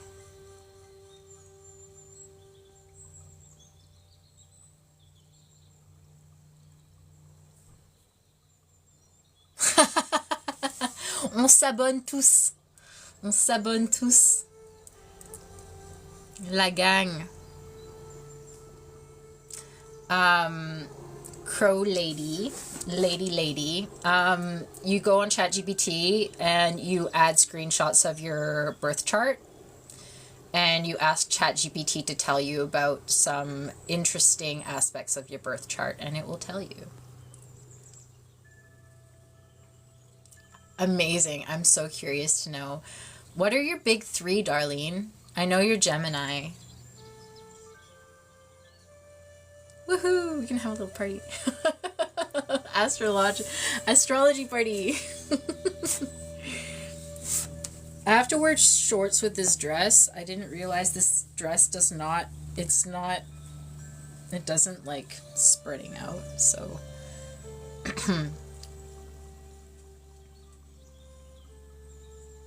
Yeah, Uli, I can. Reiki. So Reiki is energy healing. Reiki is the practice. It comes from Japan. And it is the practice of channeling spiritual consciousness, unconditional love, light consciousness energy, universal light energy through me into you to provide energetic healing. And it can provide physical healing, it can provide emotional healing, it can provide psychological, spiritual healing. Because everything is energy. We're all made of energy. Everything around us matter. Like this is literally energy. This is a whole bunch of atoms that are together that are vibrating at a certain frequency for it to have the mass that it is and to have the constitution that it has. Everything is energy. Everything thrives on energy and the way that energy is expressed. So Reiki, we all have energy flowing through our bodies in different ways. By channeling Reiki, it's like it is an energy that is understood to be of a cosmic, it vibrates at a different frequency than what we have here on the earth. It's a different frequency of energy, and it flows through to help heal any energy that doesn't have anywhere to go, any kind of unresolved issues, so that your body is able to continue its healing on its own. Poisson. Oh, Poisson is your, Pisces is your moon sign. So that's basically what Reiki is. You might experience it physically, you might not. Everyone is really different. And so I always encourage people, if you're open to receiving the energy healing, just allow whatever happens to happen. Try not to judge it. Just observe. Just be a curious observer as to what you can feel or experience in yourself. Sometimes it can bring up really big emotions for people. Sometimes because there's a way that our energy ends up getting released out of our body. You might make funny sounds. You might, everyone is different when they release energy, because that's letting go of the things that kind of have to get unclogged and unstuck. Yeah, part of fortune is such an amazing thing to look at in your birth chart, and I didn't really know about it until like a few days ago.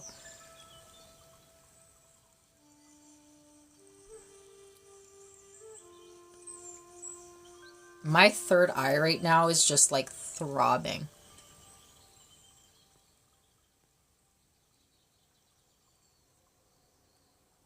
You can ask karmic lessons to show themselves, yeah. So your moon is in Pisces, your sun is in Gemini, and your rising sign. Your Libra moon and sun and Cancer rising. Well, maybe that's why we get along. We're all air signs. We're all just like blip, blip, blip, blip, blip, blip. It actually makes so much sense. Poisson for your rising as well. Je t'en prie, Oli.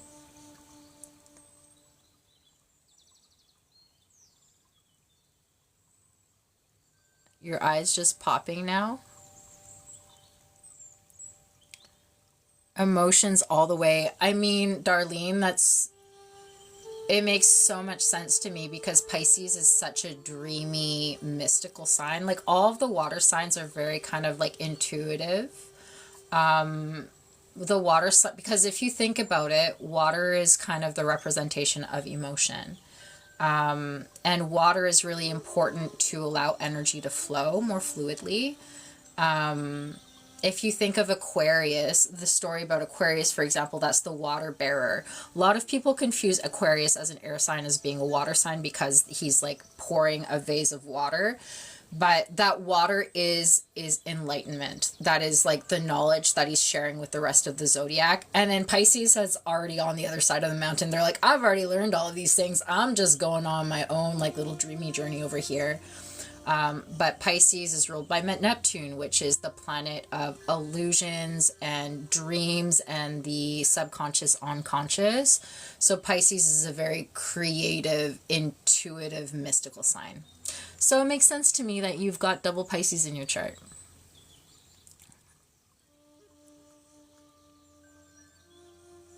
Yeah. Holy moly, moly, moly. My third eye is like boop, boop. I don't get that very often. My third eye is usually not this active in a Reiki live. What symbol do I need for this?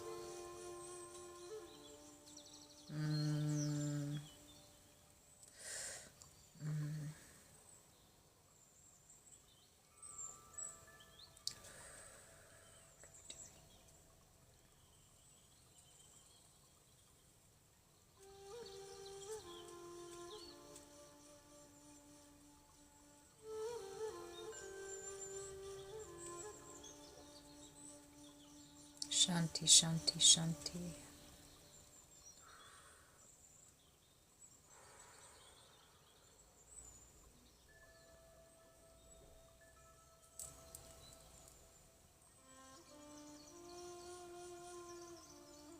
And you're with a Sagittarius and his daughter is a Bidye.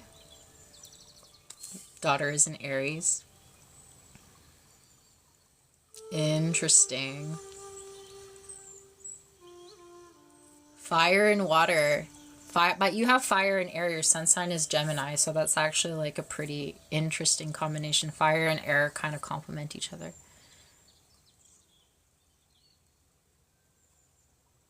Your Pisces rising is always thirsty for everything.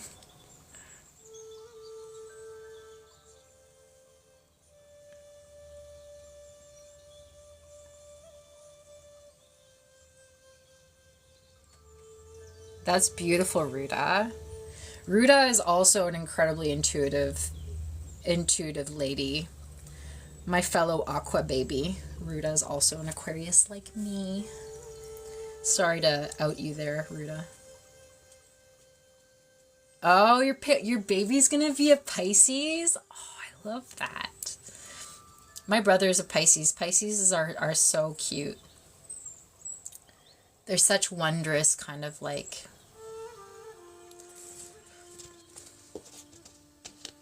Oh, welcome to the live, Spyro. I'm glad you're here.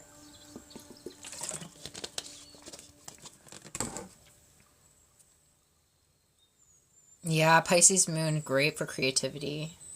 Hi, Charlie. What was I gonna say?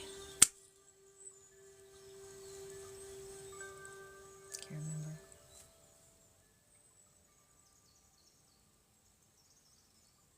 There is no reason to dislike one sign over another.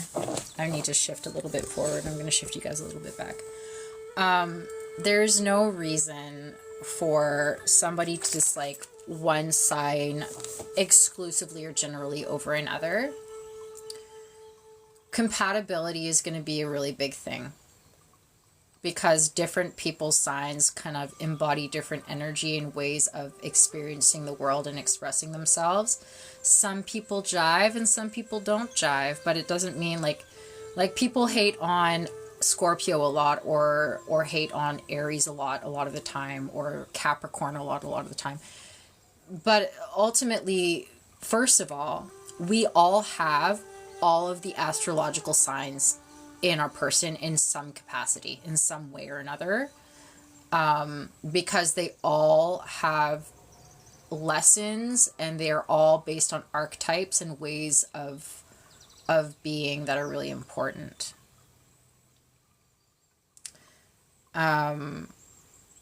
Everyone is different, and not everyone is compatible, and that's okay, but it doesn't mean that one sign is worse than the other. They all have things to teach us. It is all archetypes and themes and patterns.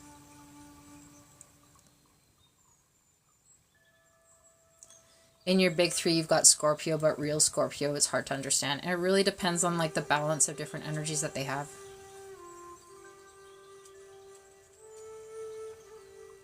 Thank you for the follow.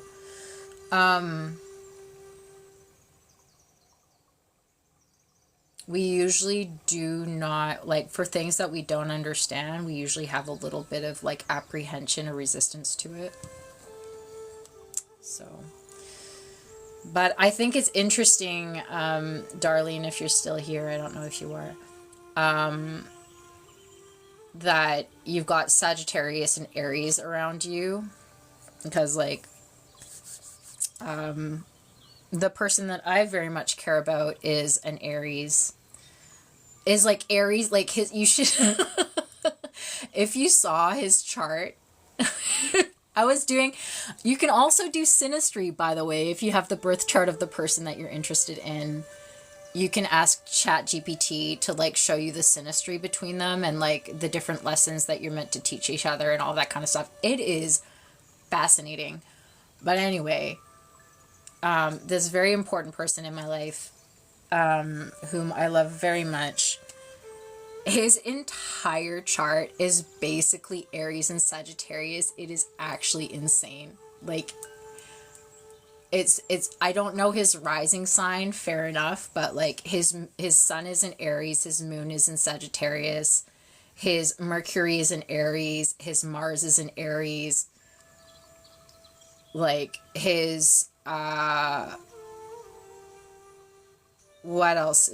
There's another couple of signs that are in Sagittarius in his chart. Like it's actually crazy. It's like, I'm like, oh my god, what did I get myself into? But apparently we're very compatible, so it's a good thing. But I'm like, holy fire, baby! Like, no kidding. Are we surprised? Not really. Thankfully, his Venus sign and my Mars sign are like both Taurus, so we're very compatible that way. I'm like, at least you're grounded there. You've got something to tame it. I'm like, goddamn. It is explosive. Thank you for the follow. But yeah, it's been a wild ride. It's been great, but it's like a wild ride. For those of you who know, you know, and if you don't know, well, you're probably not going to know very much more because it's a TikTok live and we don't need to get into that, but anyway. Yeah, it's pretty hilarious. Like, literally, I've never seen a chart that way, and it's literally all, like, down here. And it's like this tiny little triangle, and it's like, there's not very much movement. So... yeah. It's pretty great. Does anybody else have questions about anything? I'm gonna... maybe I'll leave that candle. I've got a candle going. I've definitely had some very interesting lives. I once dropped a lighter into a candle and I was like, this is fine. I don't know if any of you have seen that like GIF or that meme of like the dog with the hat that's sitting at the table with his coffee in the kitchen and everything in his house is on fire.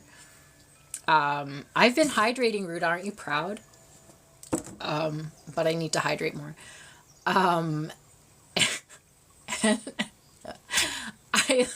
I had this it was this candle. It was this candle.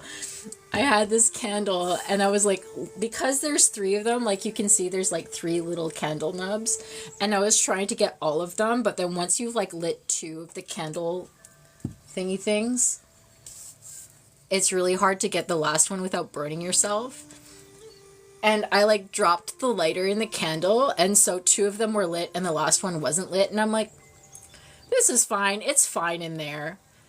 And then the like flames started melting the lighter, which is very bad because when you melt the lighter, that means you create a hole where what is inside the like lighter that's combustible can come out of the lighter. And like out of nowhere, it was like poof, and I was like, oh no. And I'm like, I'm gonna set my house on fire in the middle of a TikTok live. Like, this is not good. We fixed it. It was okay. We ended up being very safe at the end of the day, but holy moly. I'm surprised I didn't set any of my hair on fire. It was quite a wild experience for those people who were able to witness it in real time. I'm like, what do we do? Uh-oh. So, yeah, it was a fun time. Oh, thank you, Ruda. I'm proud of me too.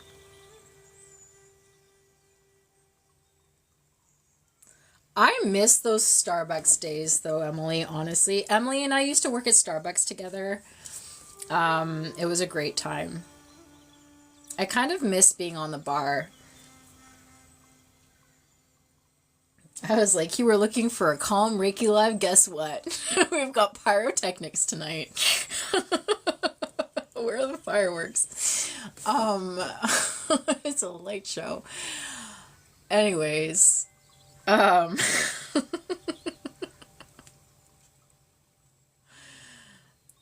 oh man. What a time to be alive.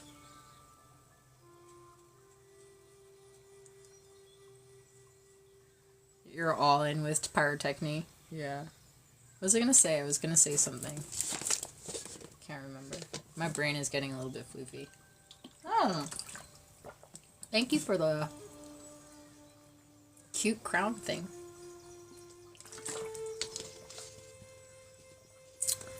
I was gonna say something important and totally forgot what it was.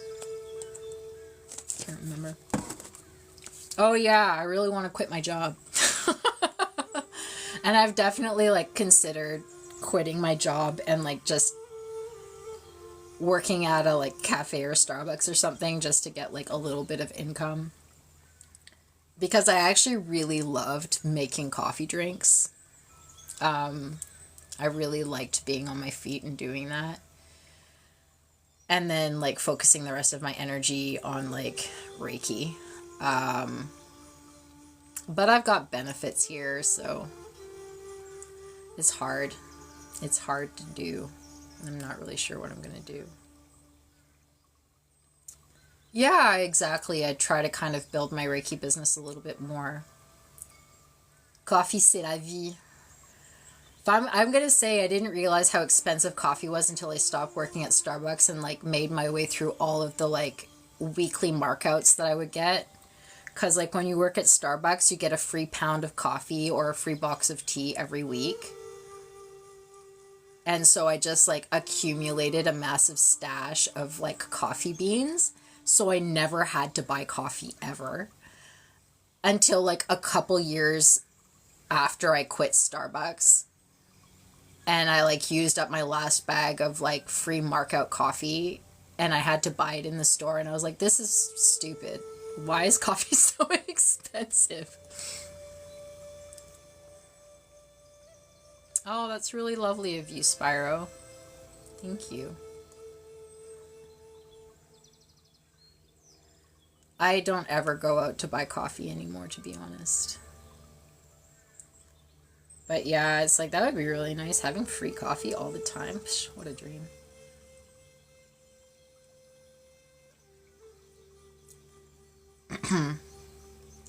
So this is the way it's going to go for the rest of this live. I've been on this live for a while. For those of you who have been here for the last 2 hours and 20 minutes, holy moly, you guys are amazing. Thank you. Y'all are wild. Hopefully it's been engaging and entertaining and helpful.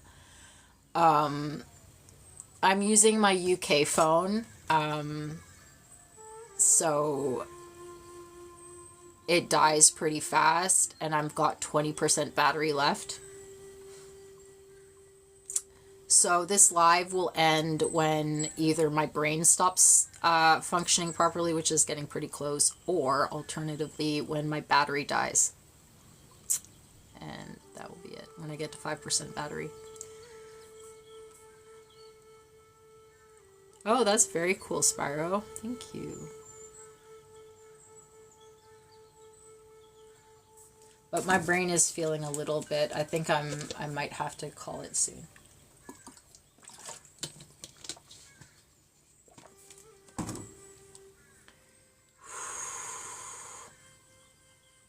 just going to ground the energy a little bit because it's too much in my third eye. I don't know what's going on in the third eye space right now. My purple dragon is here.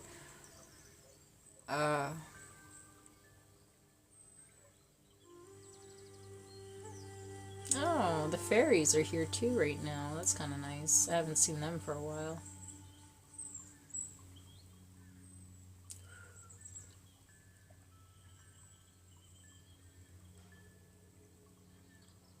Can we release this, please? Releasing. Release, release, release.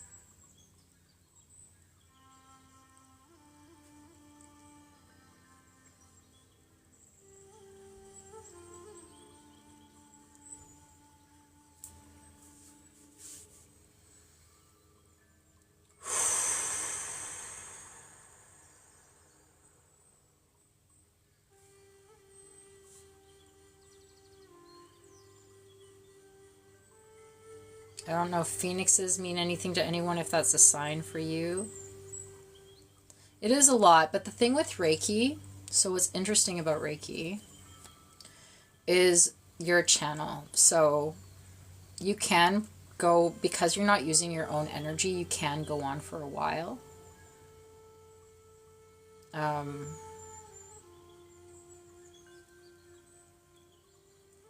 I've also just been talking a lot in this live. I've been a little bit distracted.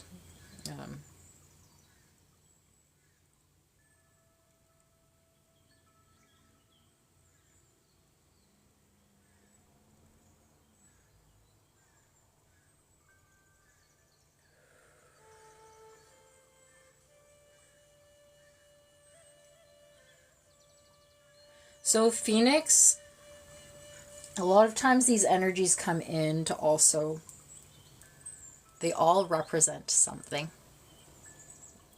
The way they heal energetically is partially through the representation of what they embody. The phoenix being rising from the ashes, the rebirth, right? The kind of expansion after the crumble. I'm feeling it a lot in the heart space. Like when I kind of tuned into the heart space, that's when I saw the phoenix. So this could resonate with just a couple of people. This could be more of a collective thing. Where it is for those who are in here who have been experiencing maybe heaviness in the heart from an ending or some kind of reckoning within themselves, a realization, and it's like this expansion of the heart where it's like you're kind of birthing yourself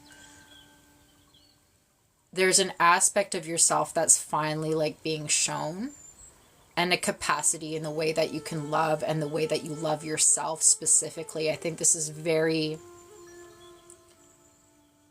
message is about self-love, really. This is a transformation and a heart opening in your ability to be compassionate and loving towards yourself in a very radical way. It's like this very radical transformation of your capacity to truly expand your heart energy towards yourself specifically, which is leading to a transformation of yourself as a whole, and the way that you show up with other people, in your ability to set boundaries, and the ability for you to actually do the things that are aligned with you.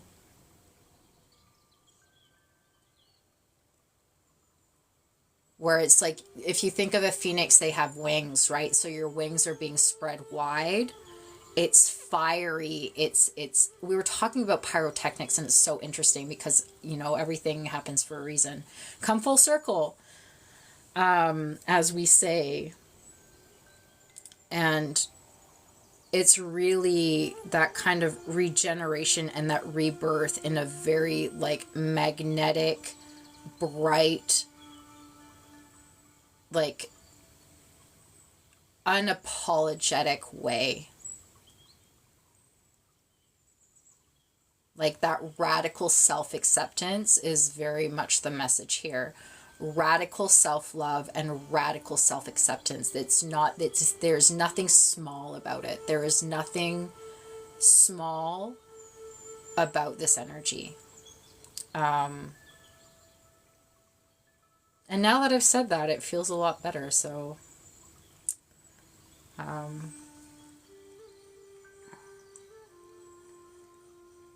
ooh, holy moly.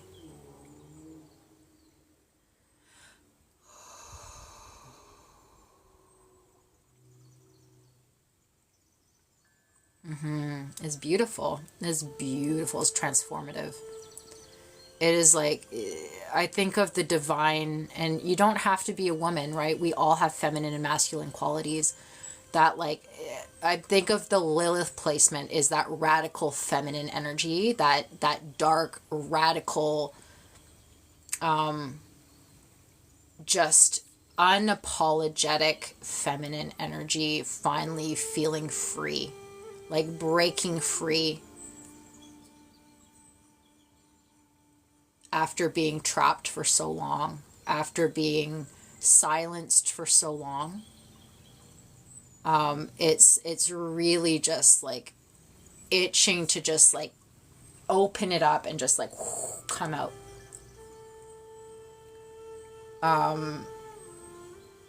It's so exciting. Like it's making me emotional right now, actually. It's like so exciting. Like this energy is so beautiful.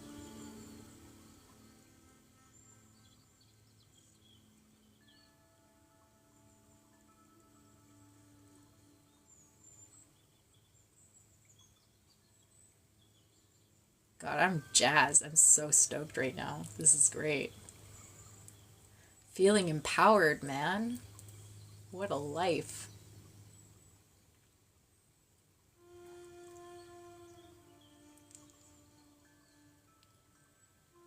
What time is it? 2:25.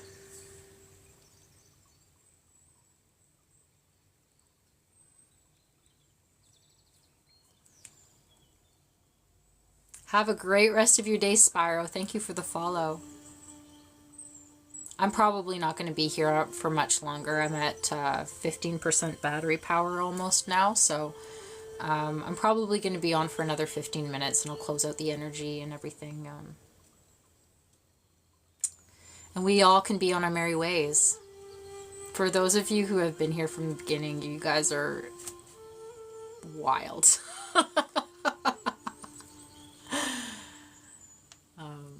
What's it like in Quebec right now? Tanya and Darlene, what's the weather like and everything? I know it was just like...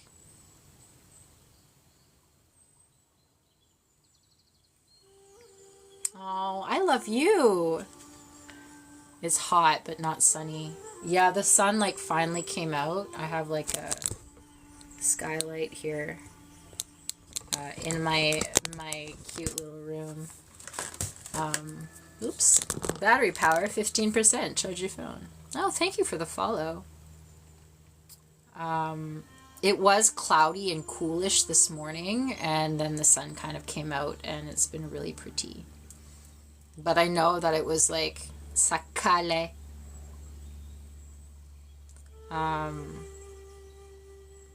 Earlier for you, I think it was like what 40 degrees or something ridiculous over on your side of the country. Oh, I guess that's what we say in French. Faisait vraiment très très chaud. Faisait très très chaud. It could be that I used the expression wrong. Ouais, je crois. Ça cale. Do you use that in Quebec? Ça cale.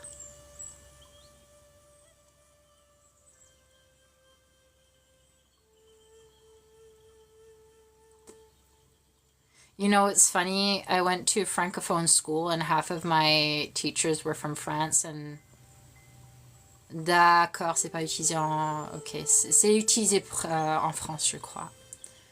I went to a francophone school, and half my teachers were from Quebec, and half of my teachers were from France. And my family is in France. Like my grandmother was born in Corsica, my grandfather was born in Nice, and then my mom in Marseille, and then they all kind of went up to Chevreuse, which is close to Versailles, like not very far from Paris. And they all live like in the around Paris now, like kind of in the suburbs of Paris, or les banlieues anyway.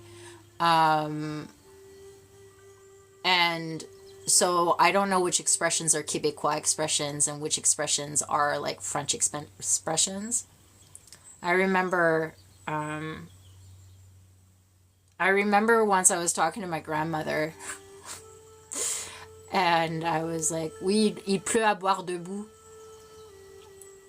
And she's like, what does that even mean? What does that mean? Il pleut à boire debout. And because in France, we're a little bit more crude. We either say il pleut des cordes or we say il pleut des vaches qui pissent. Ouais, on dit il pleut les vaches qui pissent. We're very polite. Donc, ouais. On ne veut pas combiner les tout, hein. L'expression québécoise où il pleut à boire debout et il pleut les vaches qui pissent, on les combine pas, c'est pas hyper...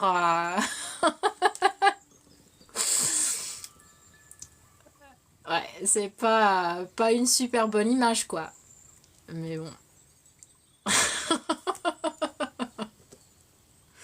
It's really interesting comparing like Québécois French and French too. Because of the way they swear in France and the way that they swear in Quebec. Because in Quebec, the majority of blasphemy, like the majority of like cuss words in Quebec are like centered around religion and like centered around like aspects of the Catholic Church and all that kind of stuff.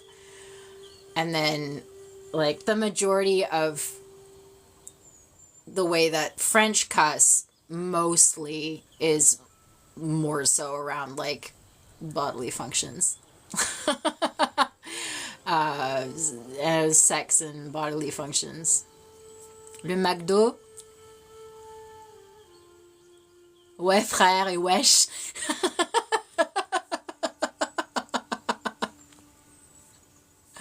Je dis wesh aussi. And then in France we have le verlan, and that can get really confusing because le verlan is like a slang that they have. It means l'envers, which means backwards. So what they do is they split a word in half, and they take the first half of the word and they put it at the end of the word. So for example, an example of a verlan word would be une meuf, which means une femme, a woman. La meuf, because you put the first half at the end. Her mom is French. Oh, hilarious. Okay, yeah, that makes so much sense. Le McDo. I have a little fire. J'aime pas ça le verlan. Le verlan, mais c'est n'importe quoi le verlan because you don't understand anything. My live is about radical self-acceptance now, by the way, guys. But what was I gonna say? When I was little, when I was 3 years old, I lived with my grandparents for about 8 months in France. So my parents brought me and my brother to France to visit the family in France for a month or two. And then my parents went back to Vancouver with my baby brother. I was 3. But my grandparents wanted me to stay with them a little bit longer, so they left me behind with my grandparents in Paris. And I was only supposed to be there for like another month or something like that. But there were problems with my passport, so I ended up being stuck in France when I was 3 for like 8 months with my grandparents. J'étais une petite enfant parisienne, quoi. I was a little Parisian little girl, 3 years old. I completely forgot how to speak English. I only spoke French. And I loved McDo. I loved McDonald's, as every 3-year-old child in the 90s would, of course. Bye, Ruda. Love you. And there's this story that my grandma would tell me where my Uncle Jean-Luc is a very particular character and he really likes teasing people. He also has a very short temper. And I had a little bit of a tantrum because I really wanted to go to McDonald's. So I was like, je veux aller au McDo, je veux aller au McDo, je veux aller au McDo. And he just got fed up and he was like, here are the keys. Here's my wallet. If you want to go to McDonald's, go drive yourself. And I was like, but I don't know how to drive. And just like, whenever I see McDo now, I just think of that story where I'm like this 3-year-old little girl. I just, je sais pas conduire. What? Look. Oh, goodness. It was, what a time to be alive. I miss France. Every time I go to Paris, man, I just feel... I love Paris. I'm very torn because I love the nature here in BC, and it is my safe space. The forest is literally where I feel like I am rooted and I belong, and I get to communicate with the trees and the spirits and stuff in the forest. But there's also something about the energy of Paris that feels so good. Yeah, it's pretty funny. I came home from France finally like 8 months later, and I didn't know how to speak English, so I couldn't communicate with my dad anymore. Oh, thank you for the follow, Maisie. Maisie is the name of my Telecaster. Except without an E, it's Maisy. But she's a beautiful seafoam green Telecaster, Fender Telecaster, and I love her. Go to the forest. Absolutely go to the forest. My dad did speak French, like he was learning, but the house that I live in has been in my family since 1916. Like, my dad grew up in this house, my grandparents grew up in that, like my grandfather grew up in this house, my great-grandparents lived in this house. He learned French by virtue of his ex, who was Danielle, and then he met my mom in France, and so he did speak some French, but I don't know how fluent he was at the time. I'm sure he spoke well, like he spoke French, but it was like French with an accent for sure. But it took me a while to learn English again, so. But any hoozles.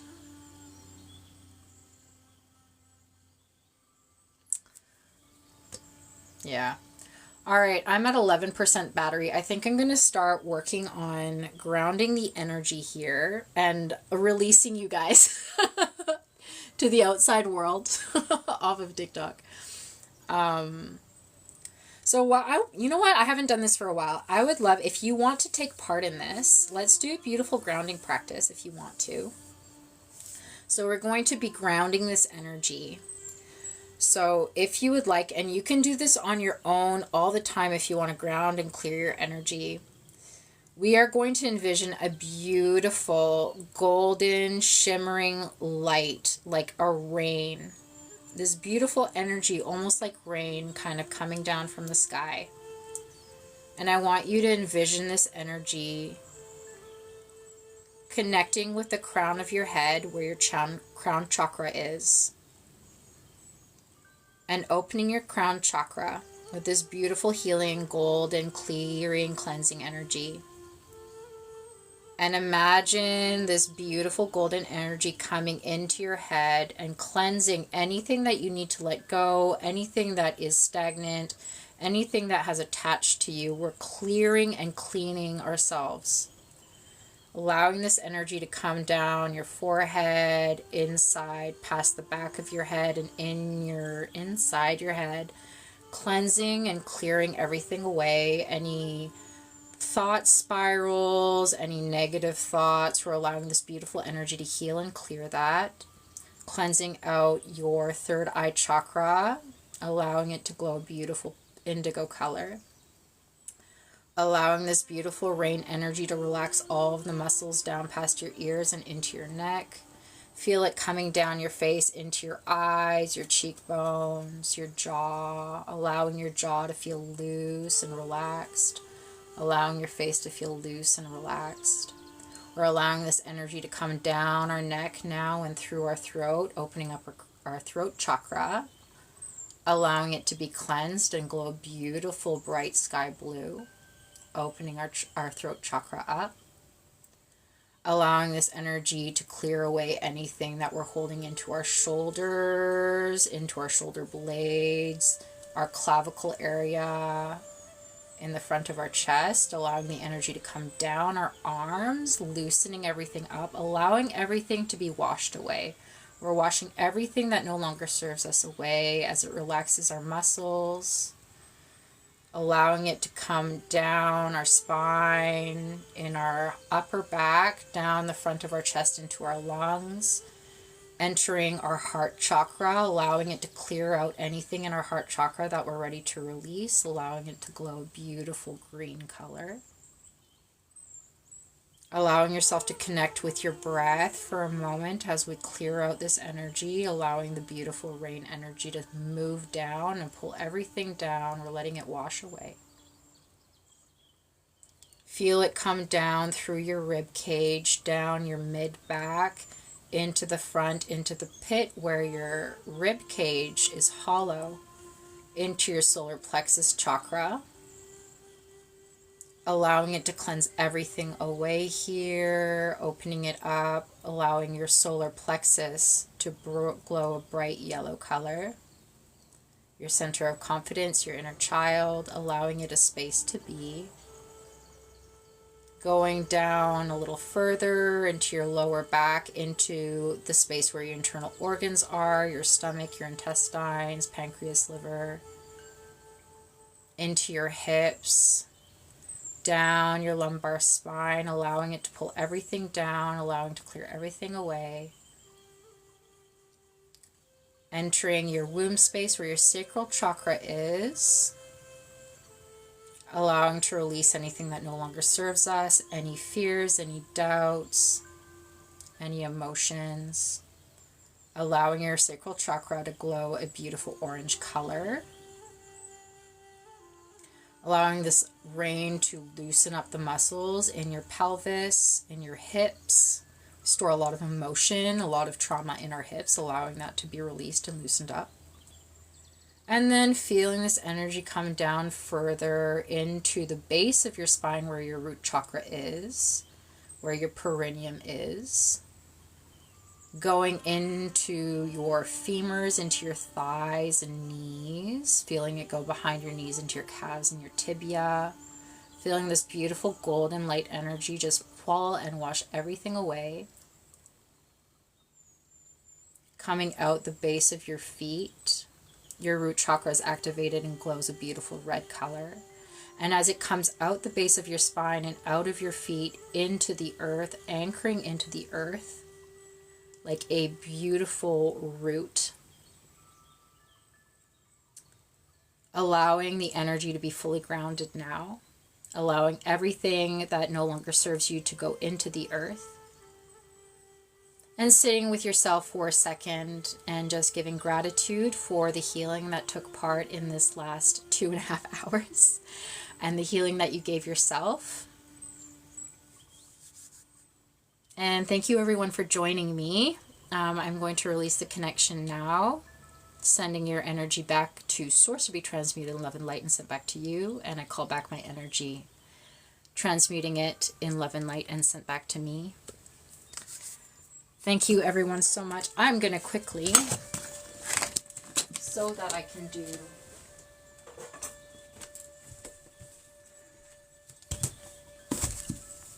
before I go, I'm going to quickly plug you in because I had 1% battery after that healing.